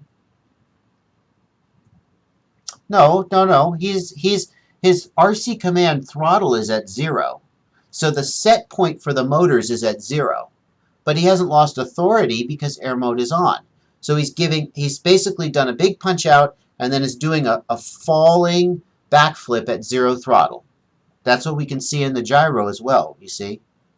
Gyro shows we're doing a backflip, a slow backflip. In fact, we can even look up, well, it's not that slow. It's 600 degrees per second. Yeah, so that's actually not that slow. So that's 2 flips per second, roughly. So that's pretty fast, actually. So but you're right that it's not prop wash, because when we're flat and we're falling into our own prop wash, then we get the prop wash oscillation. But here we're doing a backflip, so none of the motors are falling into their own prop wash because the copter is spinning. Yeah, the motors aren't at 0. That's correct. So one thing it makes me wonder is whether min throttle is too low. Now that usually causes a motor to stop and an arm to drop rapidly. So we'll see, and it usually happens at the end of the move, not in the middle of the move. But here we can see that the kind of destabilization that you would expect if min throttle was too low just isn't happening. The pitch, the roll and the yaw gyro are pretty smooth, and even the pitch gyro, which is not at 0, there are no sort of sudden glitches in it that would be caused by a motor stopping. So that's not the case. Then we could ask, why are the motors glitching like this? Let's see if we can look at the PIDs and figure out which of the PIDs is, because if the motors are oscillating, one of the PIDs has to be oscillating. So let's look and see if we can find which one is causing the oscillation. And I'm going to bring the motors up on the bottom, or they'll be the top in a minute. And we can see here are some D-term oscillation in the roll gyro, or you see roll, and here's the D-term, and we can see little oscillations. And if you look at the frequency of these oscillations, it's kind of a similar frequency. Look at the spacing of the peaks of the move. Betaflight configurator hangs on PID tab. You need a different version. Oh, no. What board are you using? Dude Skin US. What board? What flight controller? It's one of the ones without the gyro interrupt pin hooked up. They're discussing it on the Betaflight thread, and it's a problem with it's probably a problem with your board. But tell me what board it is. Let's look at pitch and see if this is also happening on pitch. Oh, yeah, no, there we go. See, that's even more definitive that it's the pitch gyro, the pitch D.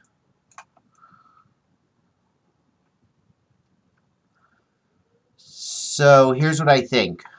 It's definitely the pitch D term that is driving this. You can just see the parallel there. When the motors start oscillating, you can see the pitch D term oscillating at the exact same frequency. You can see the spacing here matches up very closely. I mean, I haven't overlaid them one on the other, but it's very close. So this is a pitch D term issue. What is your pitch D gain? 33 is fine for some setups, but too high for some setups. It may be that you need to lower your pitch D gain, or it may be that you need more filtering on D. Let's see, your D term filter is 100. So you could try lowering your D term cutoff to something like 80 or 70 and see if that helps. Now the interesting question is, why does this only happen at low throttle? We tend to think of oscillations as something that happens at high throttle. Okay, Dude Skin, I'll get back to you. Hold on. We tend to think of something that happens, oscillation is something that happens at high throttle, because at high throttle, the motors have more energy, and therefore the oscillations get a higher magnitude. But the oscillations also get higher frequency. And the higher frequency oscillations actually, think about the difference between somebody who is like tapping you, right? And you can just feel each individual tap. And now think about something like something vibrating really fast. So instead of individual taps, it just becomes kind of like a constant pressure. Okay, so as the motors spin up, the oscillations actually, they get higher magnitude, but they also get higher frequency, and so they sort of move into this range where they're being filtered out. And sometimes those two effects will counterbalance each other. Sometimes the magnitude gets so high that the fact that they're higher frequency, nope, sorry, the magnitude is still too much. But in this case, what you can see happening is that at lower throttle, the oscillations have become lower frequency, and so now they are down in the range where they're not being filtered as effectively anymore. We can actually calculate the frequency. Here's a cool trick. So what I'm going to do is I'm going to zoom all the way in, and I'm going to put here's the top of one of the oscillations, right? And it's 8.804. I'm going to need a pen for this.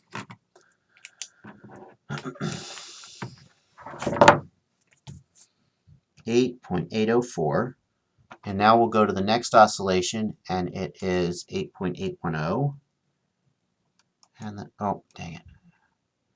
And now, oh, shoot, I've gone all over the place. 8.810, hold on.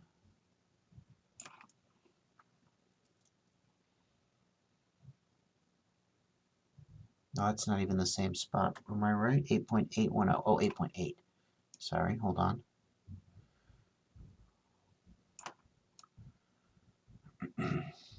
.810, and now the next one is 8.815. Okay, so that's probably fine. 8.815. So we've got about 5 to 6 milliseconds per oscillation. And then what we'll do is, let's say it's 5 milliseconds is our period. We'll do 1 over 0.005, which is 5 milliseconds, and we get 200 hertz. So the frequency of these oscillations is 200 hertz. And that is, if our cutoff is 100 hertz, then 200 hertz should be fairly attenuated. I'm surprised that we're seeing it come out like that. But we could try filtering it. It's getting close enough to the cutoff that it's getting through is the bottom line. So certainly we should be taking a look at the motors and the props to see that they're balanced. The oscillation is not coming from nowhere. We could also look at the frame, because it's possible that there's a resonant frequency in the frame. If the frame is not fully sort of stiff and solid, we could have a resonant frequency in the frame. If there's a resonant frequency in the frame, though, we will tend to see the same frequency oscillation at all throttle positions. The magnitude will change, but not the frequency. Whereas in this case, if we see that it sort of goes away at some throttle positions and not others, that may not point to the frame. It may point to the motors. Also, you could try playing with the dither setting in BLHeli. This could be some kind of an interaction between the ESC and the motor that's causing this oscillation. And again, because it's throttle dependent, that may point to the ESC. And changing the dither setting in BLHeli. And you say, well, should I raise the dither or lower it? Whatever, just change it. Take it down, take it up, see if that fixes this. Okay. For your PID tab one, so there's an issue with some of the flight controllers out there, and I don't remember which ones exactly, that if they don't have the gyro interrupt pin hooked up, then when you go to the PIDs tab, it doesn't load or it crashes, and that is a hardware issue with the flight controller. That's not really, and Boris has seemed to take a little bit of a hard line on this. People are saying, well, why don't you just fix it in Betaflight? And he's like, look, it's up to the manufacturer to make sure that the information they submit in their pull request is correct. And if they haven't done it, they need to fix it. It's not up to me to fix the fact that the manufacturer hasn't put the right information into their pull request when they get the board target added to Betaflight. So he seems to be pushing back a little for people who have these boards that have these problems to go to the manufacturer and say, please make it right, so he doesn't have to sort of band-aid over it. But in this case, I know that the Betaflight, I know that the X-Racer F303 doesn't have that problem. It does have the interrupt pin connected. So I would say if you're getting crashes on the PIDs tab, that what you should do is you should make sure that your configurator and Betaflight are on the latest version.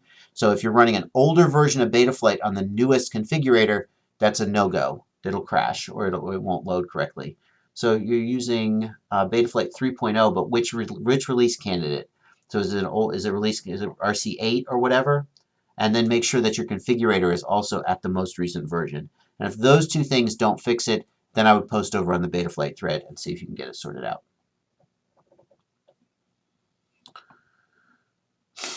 Increase the filtering to 42 kilohertz. What do you mean by that? I don't know what that means. I can't make sense out of that. So tell me more. Don't increase gyro LPF. Do not set gyro LPF. If you need to change gyro LPF to anything other than off, there is something mechanically wrong with your copter. We're not in a world when we need to do that anymore. We're past that. If you are if you're somebody who has a set of hardware that you have to work with, for example, you just don't have the money to go buy new ESCs, new motors, whatever. If you're stuck with a given copter and you just need to get in the air, then do what you need to do to get in the air. Set gyro LPF equals 42 if you need to. But be aware that your copter is not flying to the standards that are sort of the norm today. You're flying to the standards that were the norm a year and a half or 2 years ago. And that's fine because it's still amazing to fly quadcopters even 2 years ago, right? But if you have a budget and you can buy new hardware and stuff, then having to run gyro LPF equals 188 in order to get the copter in the air probably means something is broken or substandard and it should be improved. That's my opinion. I don't know when Betaflight 3.0 will be released. There's a new thing. Boris just started talking about having a different notch filter for pitch, roll, and yaw separately because he was finding that the frequencies were different on pitch, roll, and yaw. Yeah, you may need to. It's not final yet, and still major changes are going on. So it's coming, but we don't know when. If you need to convert, if you have a file that won't open for some reason, the utility that you need is, hang on, hello, what are you doing? There you go. You need WinFF. WinFF, hello, let's go. Whoa, what are we doing here? There we go. Oh yeah, is it? WinFF is a great utility. You just Google it, winff.org. It's for transcoding video formats between each other. And I have a DVR, my old DVR, the videos won't, there's something about them, Premiere won't read them, so I have to transcode them all to MP4. Yeah, so anytime you have a video file that for whatever reason, either Blackbox Viewer or Premiere won't open it, just do a transcode in WinFF. WinFF will almost always fix it and make it usable. 200 hertz? No, I mean, 200 hertz, there's nothing about 200 hertz itself that is inherently problematic. That's just the frequency of the oscillation. The issue is that if you can't get rid of the oscillation with some other setting and the only solution is to set gyro, well, first of all, if you have an oscillation at 200 hertz and you set gyro LPF equals 188, that is not going to attenuate 200 hertz hardly at all. Because remember, it's not a absolute cutoff, it's a roll-off, and the roll-off is not that steep. I think it's something like 6 dB per octave, but I could be wrong about that. If it's 6 dB per octave, that means that for every doubling of the frequency, you're 6 dB down, which means if your cutoff is 200 hertz, you're 6 dB down at 400 hertz. That's not that much. That's not that much. 6 dB is not that much attenuation. So, setting gyro LPF equals 188 to get rid of a 200 hertz oscillation will be completely ineffective. But if you have such crazy oscillation that the thing is we have the soft filter. We have the soft filter, right? You should be able to tweak the soft filter. So if you can't solve the problem with the soft filter, here's the gyro soft filter and the D-term soft filter. If that doesn't fix it, something is seriously wrong. Okay, seriously wrong. If you have to get the additional filtering of the gyro filter, in my opinion, something's seriously wrong. Somebody out there is disagreeing with me right now. Yeah, maybe, but there you go. Yeah, upload to YouTube and download it also works if you don't want to use WinFF. Whatever the latest Betaflight release candidate. Are they up to RC10 now? When I last checked, we were on like RC8 or 9. They're coming fast and hard. Yeah. Yeah, so Betaflight is apparently going to have 3 notch filters. Well, and are we going to get a notch filter for gyro and D-term? In which case we'll have 6 notch filters, 3 for gyro, 3 for D-term, roll, pitch, and yaw. I don't know. We're going to see. I think here's my guess. I'm gonna prognosticate about the future. What's gonna happen is that Boris is gonna convince himself that there's enough similarity in our copters that he can just do a default value. When we started with the notch filter, we said everybody needs to just check your frequencies and set your notch filter based on your copter, because all copters are different, and that's true. But if you look at enough data, eventually you may find that there's enough overlap that you can go, okay, from here to yours is from here to here and mine's from here to here, but we'll just go from here to here and it'll be okay. And so I suspect he's going to come up with default values that'll work, and most people will just fly the default values and it'll work pretty good.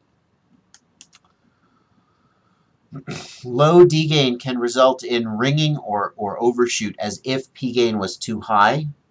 No, there's no auto-tune. There's no auto-tune, Frank. Here's auto-tune. Step 1, install Betaflight 3.0. Step 2, go fly. Install 291 if you want. The default PIDs on Betaflight are very good for many setups. I dare say most setups, especially if you're running like a 4 to 6 inch mini quad. They're very good, and they fly better than many auto-tune algorithms are capable of coming up with. Not all, I would never say that, but there's no point in putting energy into auto-tune when what you can do instead is make the defaults fly so good for so many people. See, one of the things that Betaflight has done is it has expanded the tuning envelope. So instead of having to have your PIDs exactly right to get the copter to fly well, your PIDs can be in a fairly wide range now, and the copter will fly well. It'll fly differently, high P versus low P, but it flies really well.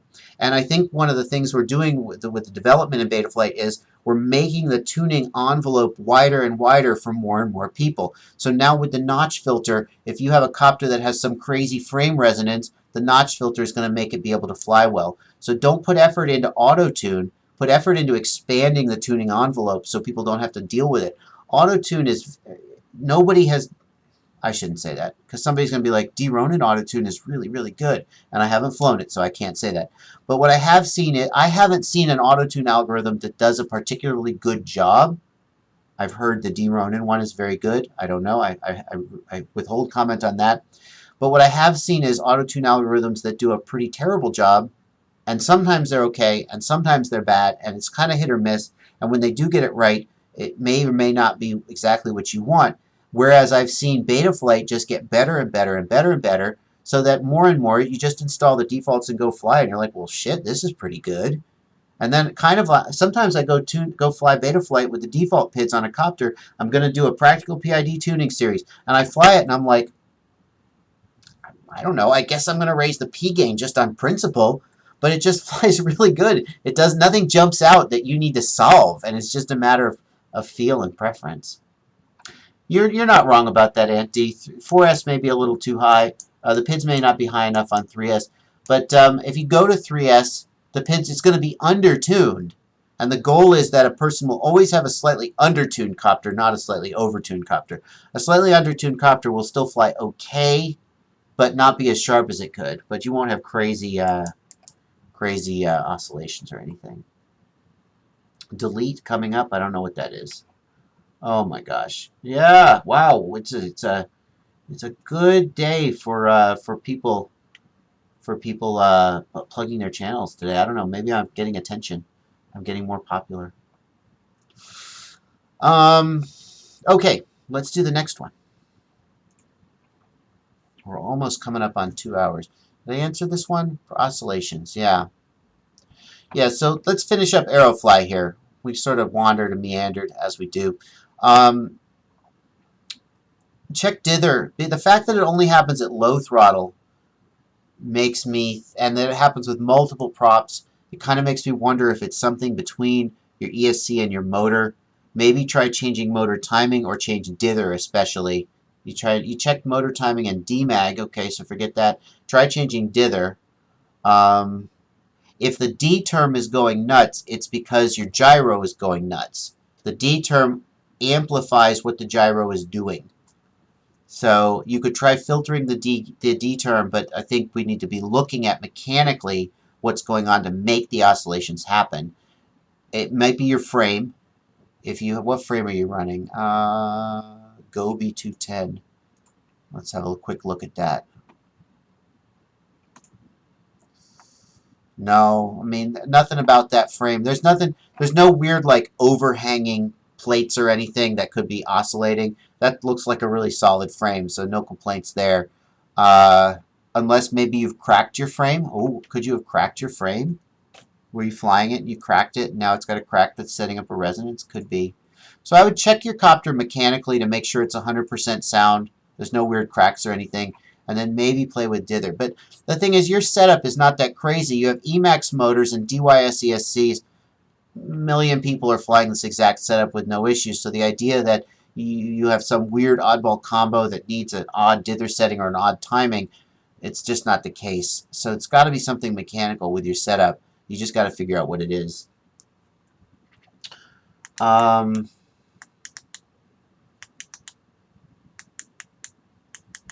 Losing stabilization after a roll when using 4S, but worked perfectly with 3S. That's backwards from how it should be.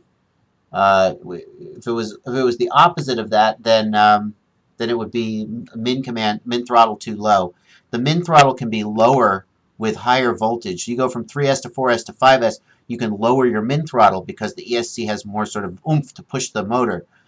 So if you go from 4S to 3S, you may find that your min throttle is now too low and you need to raise it.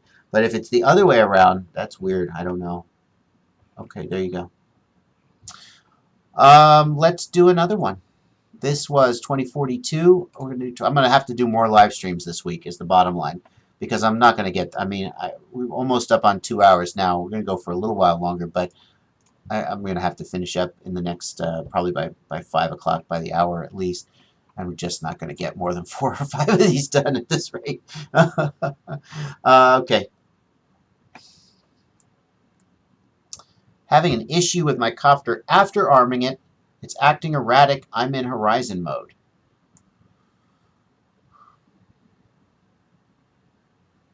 So this, let's look.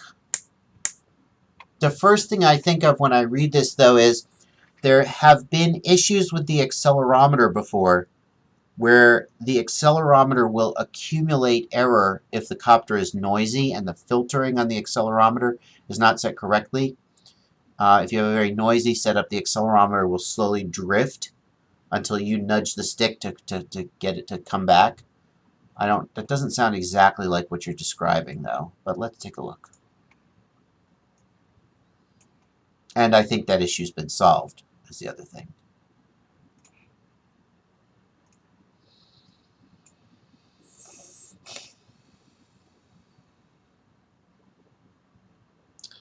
If your motors are not hot to the touch, then you can push it higher, but be very careful because the D gain, you can raise your D gain by as little as 5 points and go from warm to smoking, motor destroying hot. So the D gain can oftentimes reach a tipping point, if you will, where you're fine, you're fine, you're fine, you're fine, you're done. So be very careful anytime you're raising D gain. If your motors are already warm and you raise D gain by as little as, say, 5 points, do a 30-second test flight and land and see if they're hot. And then they'll be fine, and you'll be like, why am I being so conservative? It's because sometimes you raise your D gain by just 5 points, and you're over the edge now, and you smoke a motor. Okay, so just be very conservative anytime you're raising the D gain, because you just want to be really careful you're not burning something out. Yeah, I would say 70 Celsius is my guideline. And that's if you're using like an infrared thermometer. I also would say if you hold the motor, pinch the motor, and if it's uncomfortably hot, you're close to too hot. But if it's uncomfortable, but I can hold it for, say, 3 to 5 seconds and not like the, oh, ow, ow, ow, then I say, okay, that's enough. But if I pinch it and after like 3 seconds I'm like, ouch, ouch, ouch, no, that's not good, then I say that's too hot. 70C is the guideline I give because even the low temp magnets, like the N52 magnets used in the red bottoms, are good up to 80C. So I say 70C. Let's give ourselves 10 degrees of buffer, right? So if you want to get a number out of me, I say 70C. I believe that the enamel in the wires is good up to 200. I can't remember if that's Fahrenheit or Celsius, though. I believe the enamel is typically good up to about 200 degrees. And obviously, 200 Celsius is way different than 200 Fahrenheit. I just don't remember which. But if the magnets are good up to 80 and the enamel is good up to 200 something, then if we just say 70 Celsius, then that's good. And that's pretty consistent with the can you touch it with your fingers number. Okay, let's open this up.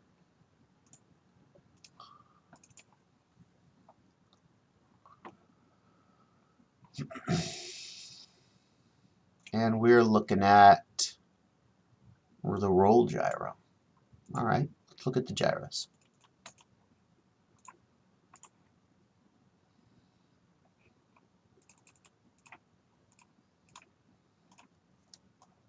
Well, yeah, the roll gyro has a real problem. We can see instantly that the roll gyro is just all over the place. And we can see what that's doing to the motors. Watch the motors when I play this forward. Ah, most likely that is D term doing that. This is what the gyro and the motors look like when the D gain is too high and the noise is too high. We have a little bit of a chicken and the egg problem here with the gyros. If the gyro is noisy because a prop is noisy, for example, then the D gain will be flipping out. The D term will be flipping out because the D term responds to what the gyro is doing. But if your D gain is too high, then you can have a normal gyro. The D term overreacts and it feeds back into the system, which causes the gyro to flip out. So you have a little bit of a chicken and the egg problem anytime you have a noisy gyro. What you have to do is you have to look at the D gain. See, the D gain here is 12. That's such a low number that probably our D gain is not high enough to be making the gyro flip out. Probably we've got a noisy gyro that is making the D term flip out because the D gain is so low. If you're ever uncertain, just lower the D gain all the way to 0. Now the D term doesn't exist, and you can look at the gyro unaffected by the D term. Also, notice that our throttle is really low here.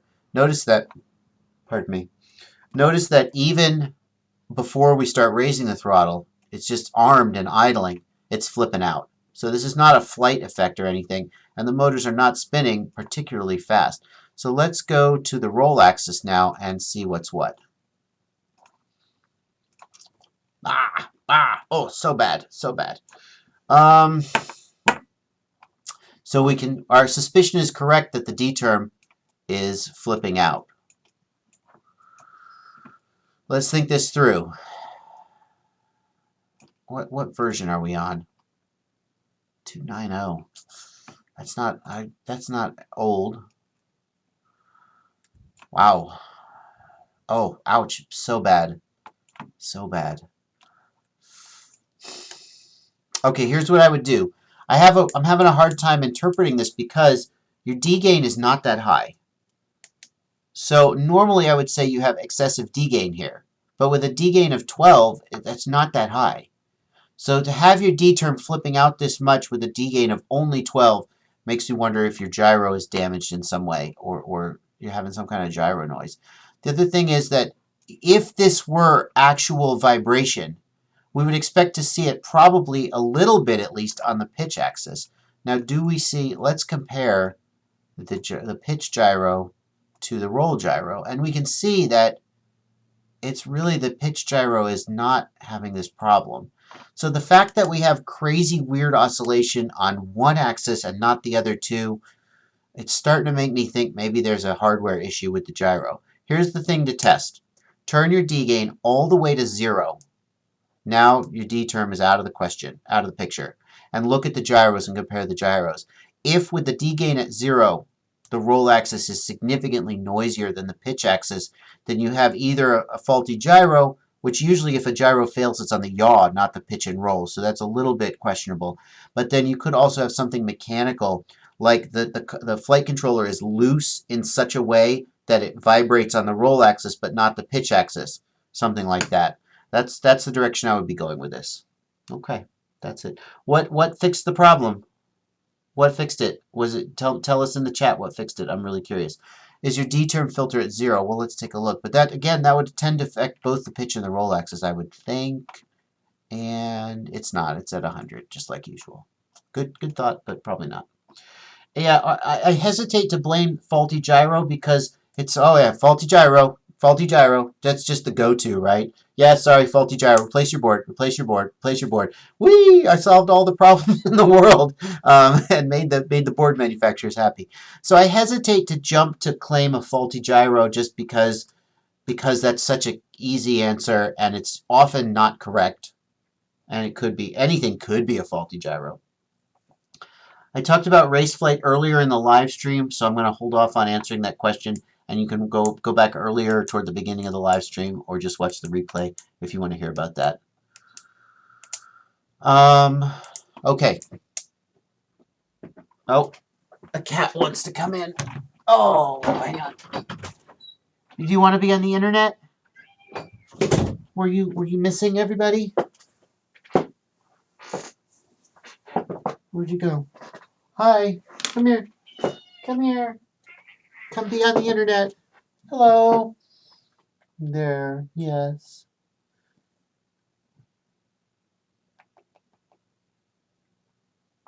Okay, bye. No, it's okay. No worries. Yeah, unfortunately, there have been some issues with the API level in Betaflight and the configurator, and it has to do with making the transition over from the CleanFlight configurator to the Betaflight configurator, and Betaflight 3.0 doing some kind of reshuffling underneath the hood. And the expectation is that after Betaflight 3.0, these issues will be solved and everything will be backwards compatible. But for the time being, we're having some compatibility breaks, and you just need to make sure you're on the most recent version of both the configurator and Betaflight 3.0, or you're like, 3 revs behind and you're fine. But then there's this middle ground in 3.0 release candidate. It started with, I think, 291 and configurator 270. When we went from 290 to 291 and there was that hot fix for the motor spin-up problem, 291 only worked with like 271, and 290 worked with 270. I don't remember exactly. And then when we went into Betaflight 3.0 release candidates, and there's all these compatibility breaks between the configurator and Betaflight, where if you go to the next version of Betaflight, you have to go to the next version of the configurator at the same time. So I would say if you're having any issues with the Betaflight configurator, crashing or hanging up, make sure you're on the most recent release candidate and the most recent configurator version. Okay. I don't like the quad attached on strings method. It's clever, but I did it once, a long time ago, mind, and I found that it resulted in P gains that were too high because the strings are not perfectly rigid, and it ends up affecting your numbers. That was my experience. Just tune it in flight. Tune it on the bench or in flight. Land, change your PIDs, tune. It's not hard. Well, it's a little unfair. It's not hard for me to get the P gains pretty close to dialed in pretty quickly, especially if you try in-flight adjustments. For failsafe, 3 seconds is way too long, in my opinion. Ask yourself this. If the transmitter cut out, how long would it be safe for the copter to keep doing the last thing that it was doing before it shut down? That's the answer to your question. If what you mostly do with your copter is hover it over a field taking pictures, then a 3-second timeout could be fine, especially if it has GPS-based loiter or return to home. That's a whole nother story. But if you're acro racing and you lose your transmitter, you just need it to shut down very quickly. I have about I go back and forth, sometimes as little as 0.3 of a second, sometimes as much as 0.6 of a second, or maybe even a second. I have felt okay with. I currently usually run about a half a second, and the idea is that I'm not usually flying around spectators. So if my copter kept flying for 1 second, it would probably crash into something safe. But 3 seconds is way too long, in my opinion. Yeah. Yeah, and the thing is, RC Flyer, if I was flying and I ended up in the clouds, that wouldn't be the worst thing, because then I would just come down and crash, and it would be sad because I'd probably lose my copter. But again, I'm very often flying in a fairly, I mean, I could be wrong, right? I could get unlucky someday, but I'm very often flying in a fairly unpopulated area. Not always, though. Yeah, 3 seconds. 3 seconds is way too long, though. A half a second, maybe 6/10 of a second is the longest I would ever feel comfortable with.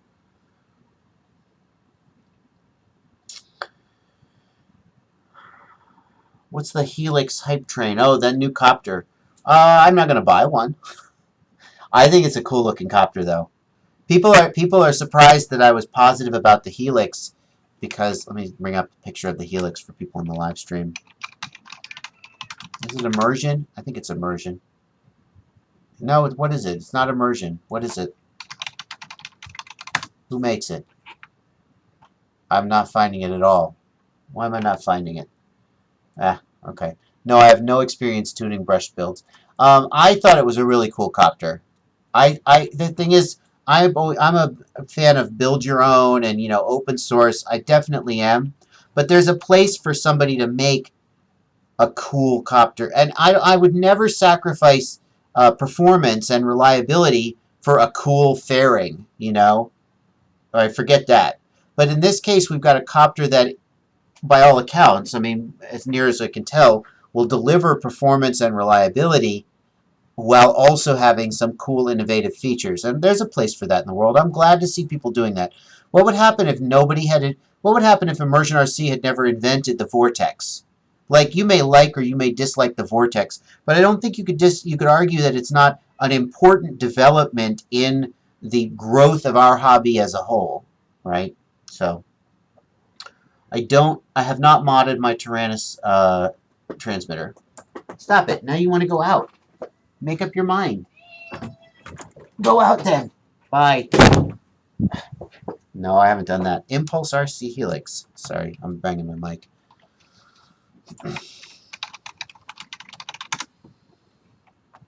Oh, there we go. I found it. Oh, it's not immersion. It's impulse. My bad. Somewhere out there, an ImpulseRC marketing person is shaking his head at me. Here's the ImpulseRC Helix. This is a cool copter. This is a cool copter.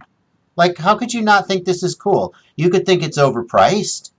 Maybe. I mean, I don't even know how much it is, but you can't argue that this isn't a cool copter, though. I mean, they put the ESCs under the arms, which is a fantastic idea.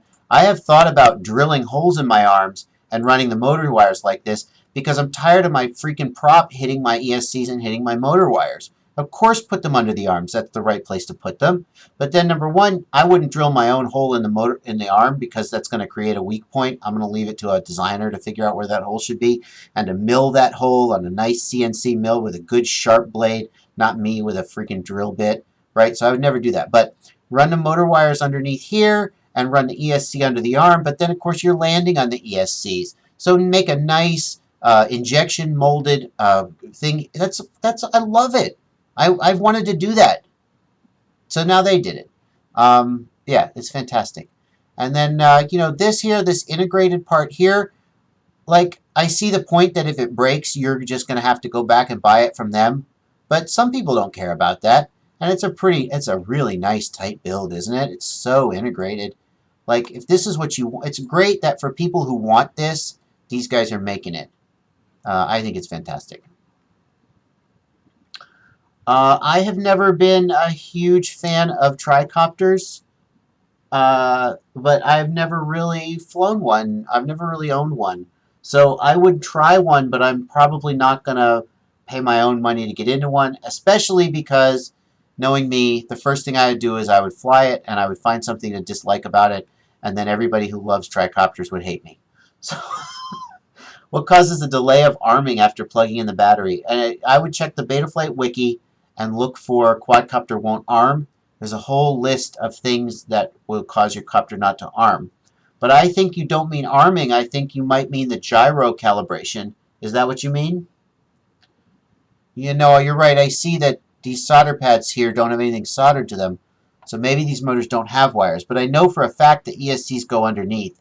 I read that in the Facebook thread. So however the wires go, the ESCs are underneath. The wire has to come out of the motor. Maybe it comes from here. I don't really know. We got a picture? No, we're not going to get any pictures. Oh, is this an actual build? There we go. There's an actual build. Yeah. Where does the motor come from? Where does the wire come from? It doesn't show it. Interesting. There you go. Anyway, now these are 3D printed, but the production ones I hear are actually injection molded.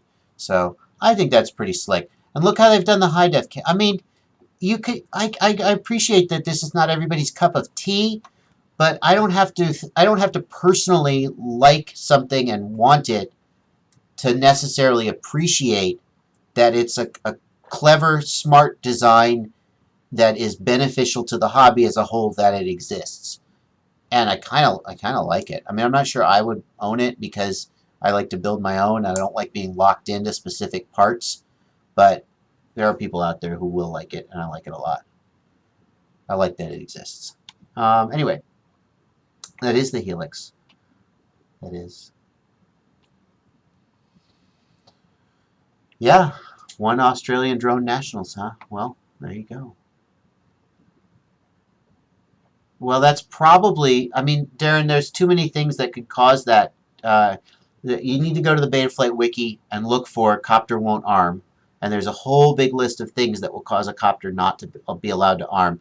It's just too extensive a list to run it down. There's a bunch of them, though. One thing it might be is that your gyro hasn't calibrated yet. If you are moving the copter around, the gyro will not calibrate. And then as soon as you set it down, it'll calibrate, and the copter will only arm after the gyro is calibrated. So that's a possibility. I have not tuned a brush build, and I don't know anything about that. I am curious about like the Tiny Whoop, but I haven't flown a Tiny Whoop, at least in part because it comes set up for Spectrum and not for FreeSky. And so then it's tough for me because I'm super busy making content for the channel, and so if I have to set up a bind and fly module on my Tyrannus, or if I have to put a new receiver on the Tiny Whoop, then on some level the amount of work that I have to do to get it flight ready pushes it down the queue a little bit. And if there's stuff that I can get good, interesting results about that interest me just as much as, say, flying a Tiny Whoop, then I'm going to do that first just because it's going to take less time. Whereas if there's something that I love and I want it, then I'll put as much work in as I need to. So, for example, if the Tiny Whoop came ready to bind with a FreeSky, with a Tyrannus, then I probably would already have one. But since it doesn't, it just hasn't gotten quite high enough up in the list to make me go, okay, let's do it. So I'm very interested in tuning a brush build or flying I'm very interested in like a 2-inch indoor copter that I can fly when it's raining outside, but I haven't done it yet. I will not be switching to Spectrum. I'm a Tyrannus guy through and through. Okay, let's look at another one. We're getting close to the end here. I think based on how many I didn't get through, I will definitely be doing another one later in the week or maybe over the weekend. For now, we're going to get close to wrapping this up, though. Yeah, the diversity, people who fly, David FPV, people who fly diversity in their Fatsharks like the LaForge, but also the Furious, True D Diversity, or even the Pineapple, or heck, even a ground station with like an Immersion RC Duo, or a Hobby King Quantum Diversity Receiver. People who fly diversity have a real benefit because you can have a directional antenna, and a directional antenna focuses the signal. It doesn't amplify the signal. It focuses it. So it means you get more reception over here, but you get less over here. And so, for example, if you're flying on one of these 8 dBi patch antennas, right, you're going to have great reception as long as you're flying out here, but you fly behind yourself, boop, it's going to drop out. So the advantage of diversity is you can run a directional antenna and an omni antenna. The omni covers you when you go outside the beam width of the directional, but the directional pushes your coverage out in a given direction and gives you more coverage in the direction you prefer to fly. So if you've got a big stand of trees that you're going to fly behind, you point the directional antenna at the stand of trees, and you have your regular cloverleaf for the rest of your flying. That kind of thing. Diversity is huge. It's very exciting. One of the most exciting things I've seen is the... Oh, I'm blanking.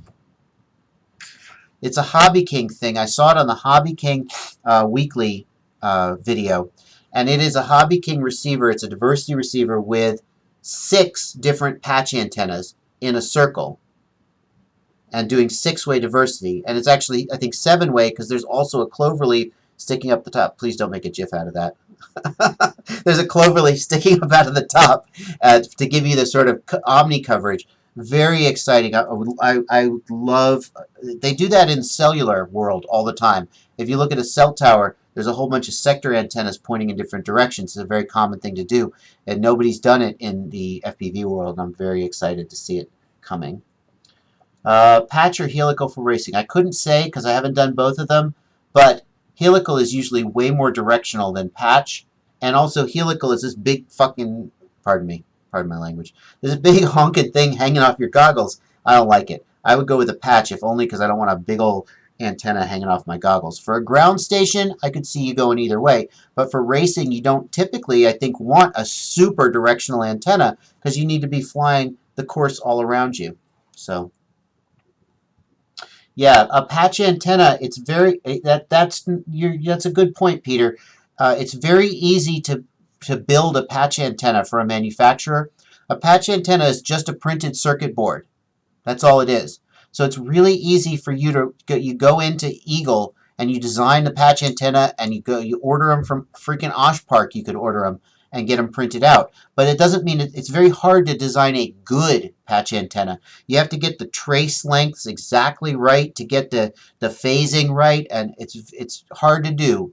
And many people can do it badly and wrong and make a patch antenna that's absolute junk. Whereas a helical antenna, almost anybody with a little bit of mechanical skill can build a helical antenna that is of reasonable quality. So that's a good point. But I would just buy a good quality patch antenna. Like a lot of people seem to fly the Lumenier patch antennas. Lumenier is certainly a reliable name. I would just fly a good patch antenna rather than a helical, personally. Okay, let's do one more, and then we're going to call it. Okay, we did this. This is number 2050. We'll do number 2077, and that'll be the last one, and we'll finish up. Can't get a good turn and keep cool motors. If your motors are hot, pardon me, I keep bumping the mic, I apologize. If your motors are hot, let's talk about what could cause your motors to be hot. Number one, you're overpropping your motors. You're running 6x45 tri-blades on a 2204 2600 kV. You're overpropping it. That's too much prop for how much motor you've got. The motors are hot. That will not respond to the tune. Anytime you raise the throttle with an overpropped motor, you get a hot motor. There you go. So use smaller props. Okay, fine. That's usually not the problem, though, because today's motors are pretty freaking capable of soaking the amps, especially if you're running 5-inch props. You could basically take your pick of 5-inch props on today's crop of 2205 and 2206 motors, and you're probably not going to smoke the motor. You may be, if you're running like 50-50 props on a 2600 kV motor, an aggressive prop on a high kV motor will kill your battery, but it probably won't kill your motors. Motors have just gotten that good today. If you're running 6-inch props, it's possible you're in the range of smoking your motors, but less. But even then, not as much. So what else causes hot motors? Too much gyro noise, excess D-gain, not enough filtering. These three things all interrelate like a triangle, right? If you have lots of gyro noise, you need less D-gain or more filtering. You can balance those things out, right? Those are so if you have hot motors, you either have high excess D-gain, too much vibration, or not enough filtering. And you got to just play with those to see where you're going to fix it. The first thing to do when you have hot motors is you see if you have excess vibration. So try putting a fresh set of props on. See if you have a motor bell that's bent or a motor shaft that's bent. But then you say, nope, these are HQ 5x4x3 props. They're fantastic balanced props from the factory. The motors are brand new, never crashed. Vibration is not an issue. Okay, fine. Then you got to start looking at your D-gain and your filtering. You could have issue. Where could vibration come from if not the motors? Well, your flight control board might be loose. You might need some soft mounting on your flight control board, especially if you're having a 6500 gyro or a 9250 gyro instead of a 6000 or a 6050. So try soft mounting. Even if you've got relatively clean setup, it could just be enough vibration that you're over the edge. If you, depending on which version of Betaflight or CleanFlight you're running, some of them have better D-gain algorithms than others. Some of them you can raise the D-gains to 50 or 60 and you won't have a problem. Others, you can, if you raise the D-gains above about 20, you're going to have hot motors. I would say that anytime your D-gains are above, say, 35 or 40, you're in a precarious position where even if it's fine right now, if you break a prop, right, and suddenly the whole system's out of balance, you could smoke a motor. I had a situation where I was flying my King Kong 55x4x3s on Betaflight 2.9, and my D gains were in the range of about 50 to 60, which is fine. It was fine, but I broke a prop, and I decided to try and fly the copter back in on the broken prop because I didn't want to walk out to the field because I'm lazy. And it's going, eh, but it's still flying. And I thought, you know what? Let's set it down. And when I went to pick it up, the motor was so hot. It was way too hot, right? And thankfully, that's Rotor Geek's 7075 2600 kV motors. It was fine. I noticed no performance difference in the motor. I could just barely smell burnt enamel, but no actual smoked enamel. The motor was not damaged. So fine. So I got lucky. But anytime your D gains are higher than perhaps, say, 30 to 40-ish, somewhere in there, you're in the range where potentially a change in your copter's mechanical characteristics could put you over the edge. So that's some thoughts about D-gain and hot motors. Now let's look at the black box.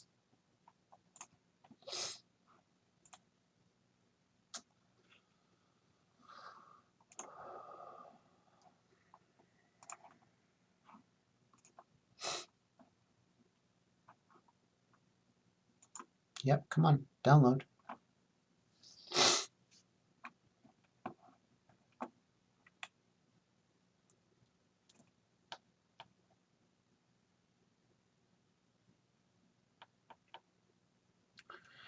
Claudio, regarding the micro minim OSD, I don't know about that. I don't know if the cyclone regulator has a problem, but what you're seeing there is on fast flips, the motors are working so hard to make the copter go and make the copter stop. You're getting big, probably voltage sag. What I would do is I would put a capacitor across the power lead of the power pads of the micro minim OSD, or even put a capacitor just on your main battery pads on your OSD. Get something like a 1000 microfarad 36 volt capacitor, maybe 25 volts if you really are concerned about weight and size. Get a low ESD electrolytic capacitor and solder that across the power pads of your PDB, or even right on the plus and the minus pad of the micro minim. That's a good idea anyway, because micro minims are super susceptible to voltage spikes and they'll just smoke at the drop of a hat. So I would always add some capacitance to a micro minim OSD. Just the fact that you've got it on the 5-volt regulator is helping, but even then they're also super susceptible to brownout. So I would definitely think about doing that. Alrighty. This was 558. Here we go. So hot motors. And so, of course, the first thing I'm going to do is I'm going to look at the gyros by zooming out. None of the gyros look at all noisy. Not at all. Super, super thin lines. So, yeah, so that's unfortunate. Because if you're getting hot motors and you see these are really clean, then it's probably not the D-gain. Notice that see the D-gain here is 6, 6, and 10. Super low D-gain. Filtering, let's see, this is Betaflight 291. Filtering is 100 and 110. So that's normal. We've got a really clean setup here. Really clean setup. So the issue here is definitely not your D-gains. Number one, because you have super clean gyros, and number two, because your D-gain is super, super low. So at this point, if you have hot motors, we got to go a different direction. You're overpropping. Hold on. This is not right. This is not the PIDs that are in your file. I don't know about that. You want me to look at 6 of 6. All right, well, let's real quick look. Maybe I'm looking at the wrong one. 6 of 6. Maybe you may be tuning. So let me look at the right file. 6 of 6. Still super clean, and your PIDs are, oh, see, now the PIDs are a little different. 12, 14, and 7. Still not excessively high, especially given that your gyros are super, super clean. So with gyros this clean, I would think you could raise the D gain almost as high as you wanted without getting excess D term activity and hot motors. Let's take a look at the roll gyro and just check. And we don't see in the roll gyro, I'm going to look at the yellow line, which is the D term. We do not see the D term at all freaking out. It's just, there's no crazy oscillations or anything. D is super clean. So if you have hot motors, it is not because of your D gain or your gyro noise. So now we got to think about what else. Sorry, bump the mic again. We got to think about what else could be causing that. You could be overpropping. What are your motors? 2204, 2300 kV motors with 50, 40 by 3. No, that's fine. You're fine. That's not it. You're not overpropping. Then the other thing that can cause hot motors is, I'm going to put it to the chat. What can cause hot motors? It's not overpropping and it's not your tune. No, I don't, Christian, I do not think 5x4x3 is overpropped on 2204. It depends on the motor, but the Sunny Sky, remember the venerable Sunny Sky 2300 kV 2204? You could run 60-40 on those on 4S.